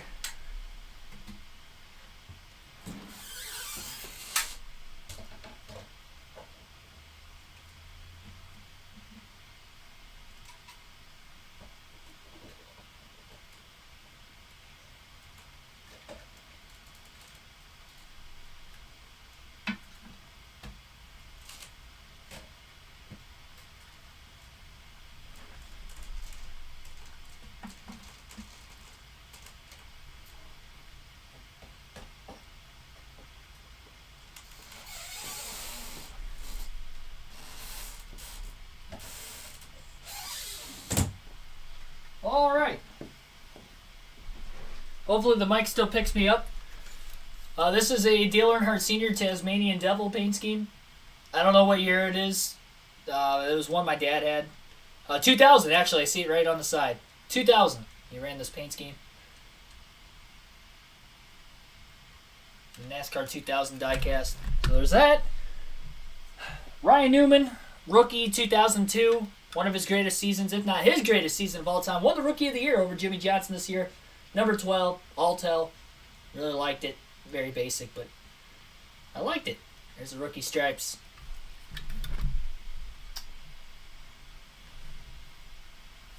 Yeah, the good old, had to have an original black number 3. 1996, Dale Earnhardt Sr.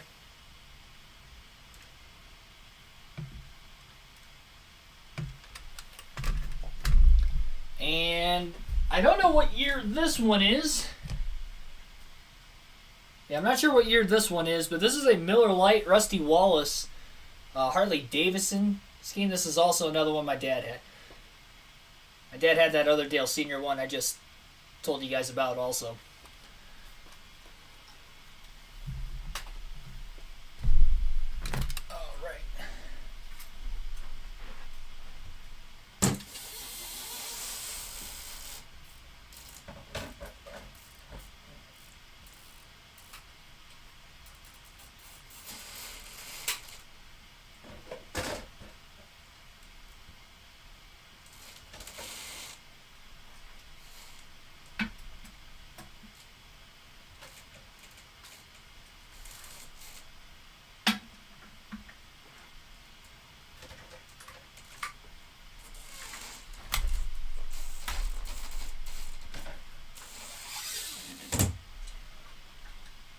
Showed off one of the Ryan Blaney diecasts and one of the Dave Blaney diecasts. Time to show off some more Ryan Blaney diecasts. One of my favorites. I almost tripped over Tony Stewart. One of my favorites is this PPG paint scheme. He hasn't ran it this year. I have seen it on one of Austin Cindric's Cup cars this year, so I know they still sponsored some way, so maybe we'll see this car return. This is from 2019. Of course, you can see with the giant-ass spoiler on the back of it, as Dale Jr. would say. But very sharp. 2018, very underrated Blaney paint scheme, Pennzoil. This is when he won the Roval, actually. This isn't a Roval diecast. I think this one was actually Las Vegas. But he won the Roval with this paint scheme this year in 2018. So even though it's not a race win diecast, same exact paint scheme. The only difference is the emojis on the side of it. You guys remember in 2018 when they had the emojis on the side of the playoff cars? Yeah, well, because this one doesn't have the emoji, it automatically makes it a better paint scheme than the one he won the Roval with. So I'm actually kind of glad I have this one rather than the Roval race win car. Another Blaney. One of my favorites as well. This is 2020. Again with the giant-ass spoiler.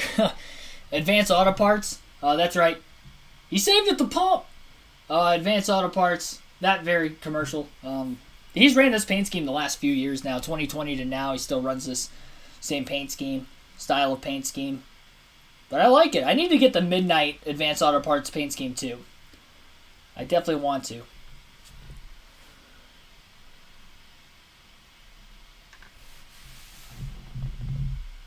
That car won at the Glen. Are you talking about Rusty Wallace? What car were you talking about? Which is better, 124, 164? Well, when I was a kid and I could play with the cars, the 164 were the ones I wanted. But now as I'm an adult, just collecting them, 124 is where I go.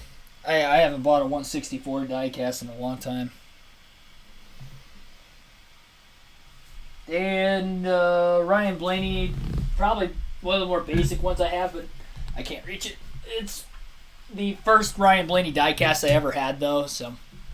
for that reason, I guess it's sentimental. Duracell.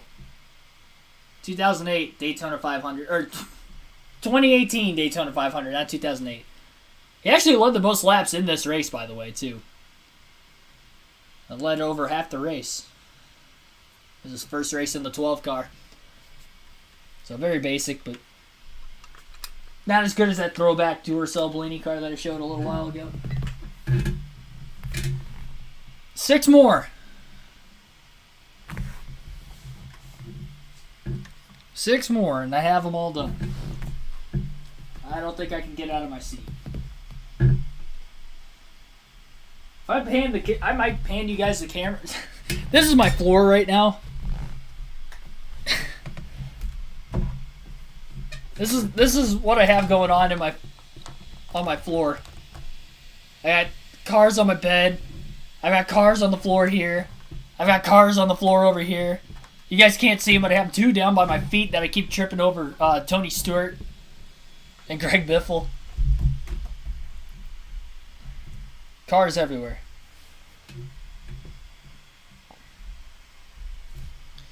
They're everywhere. Furfur Express, welcome to the stream. I see you. Almost done with the diecast show. This week's edition of the Live Race Commentary.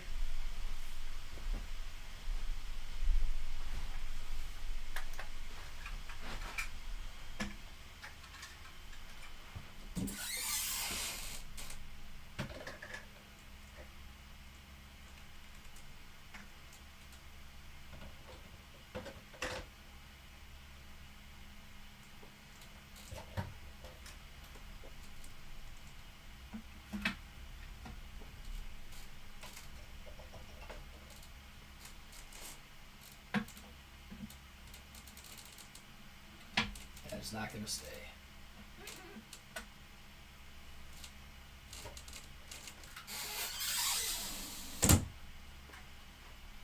All right, quickly. Oh my. We're all right. We're all right.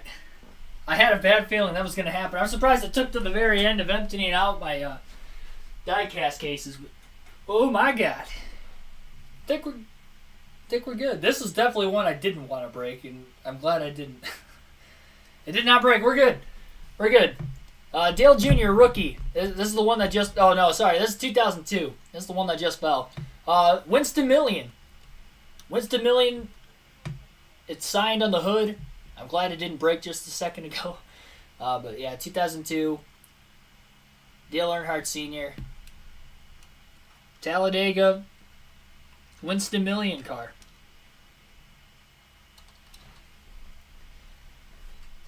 This is a rookie Dale Jr. 2000 Olympics paint scheme. These are ones that my dad had, by the way. There's the rookie stripes. 2000 for the NASCAR 2000 series. And another Dale Jr. rookie, but just the traditional Dale Jr. rookie car. Classic DEI stripes on the side. The Budweiser, if you look at this Budweiser paint scheme, and really in the 2000 cars, it's straight over the hood. Every other year from 2001 onwards, it's kind of cockeyed. It's crooked going across the hood of the car. So the 2000 Dale Jr. Rookie car, the Bud was just straight over it. Kind of similar to Bill Elliott. Andrew Lockwood Jr., welcome to the stream. Canceled Dover today. It will be running tomorrow.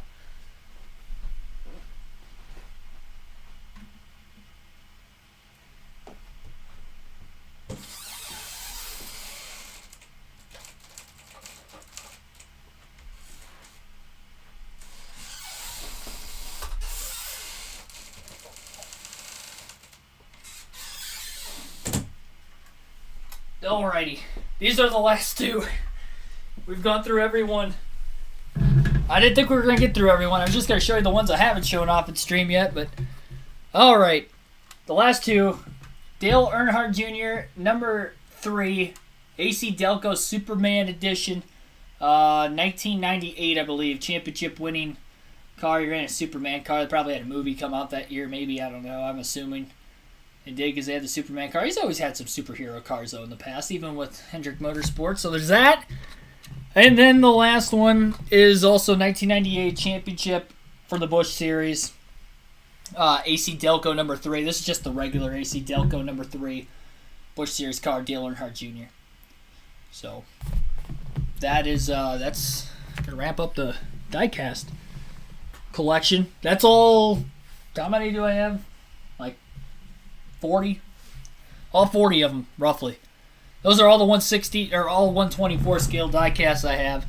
I'd like to look back at some of the 164 scale ones I have, just because I haven't even looked at them in probably 7-8 years at least. I'd like to see what I have. I do have some of these same diecasts I showed off in 164 scale, just because I have so many when I was a kid. That might be a separate video of its own. Maybe if we have another race with a rain delay later this season, you guys will see those. I think that's what I'll do. I'll just show those ones on next. But I've showed you all of those. Love to see the earlier cars. Yeah, I have a lot of Gen 4 cars. Car of Tomorrow with the wing, I have 4 of them. Car of Tomorrow without the wing, I think I just have the one. That was the Biffle 2012 car.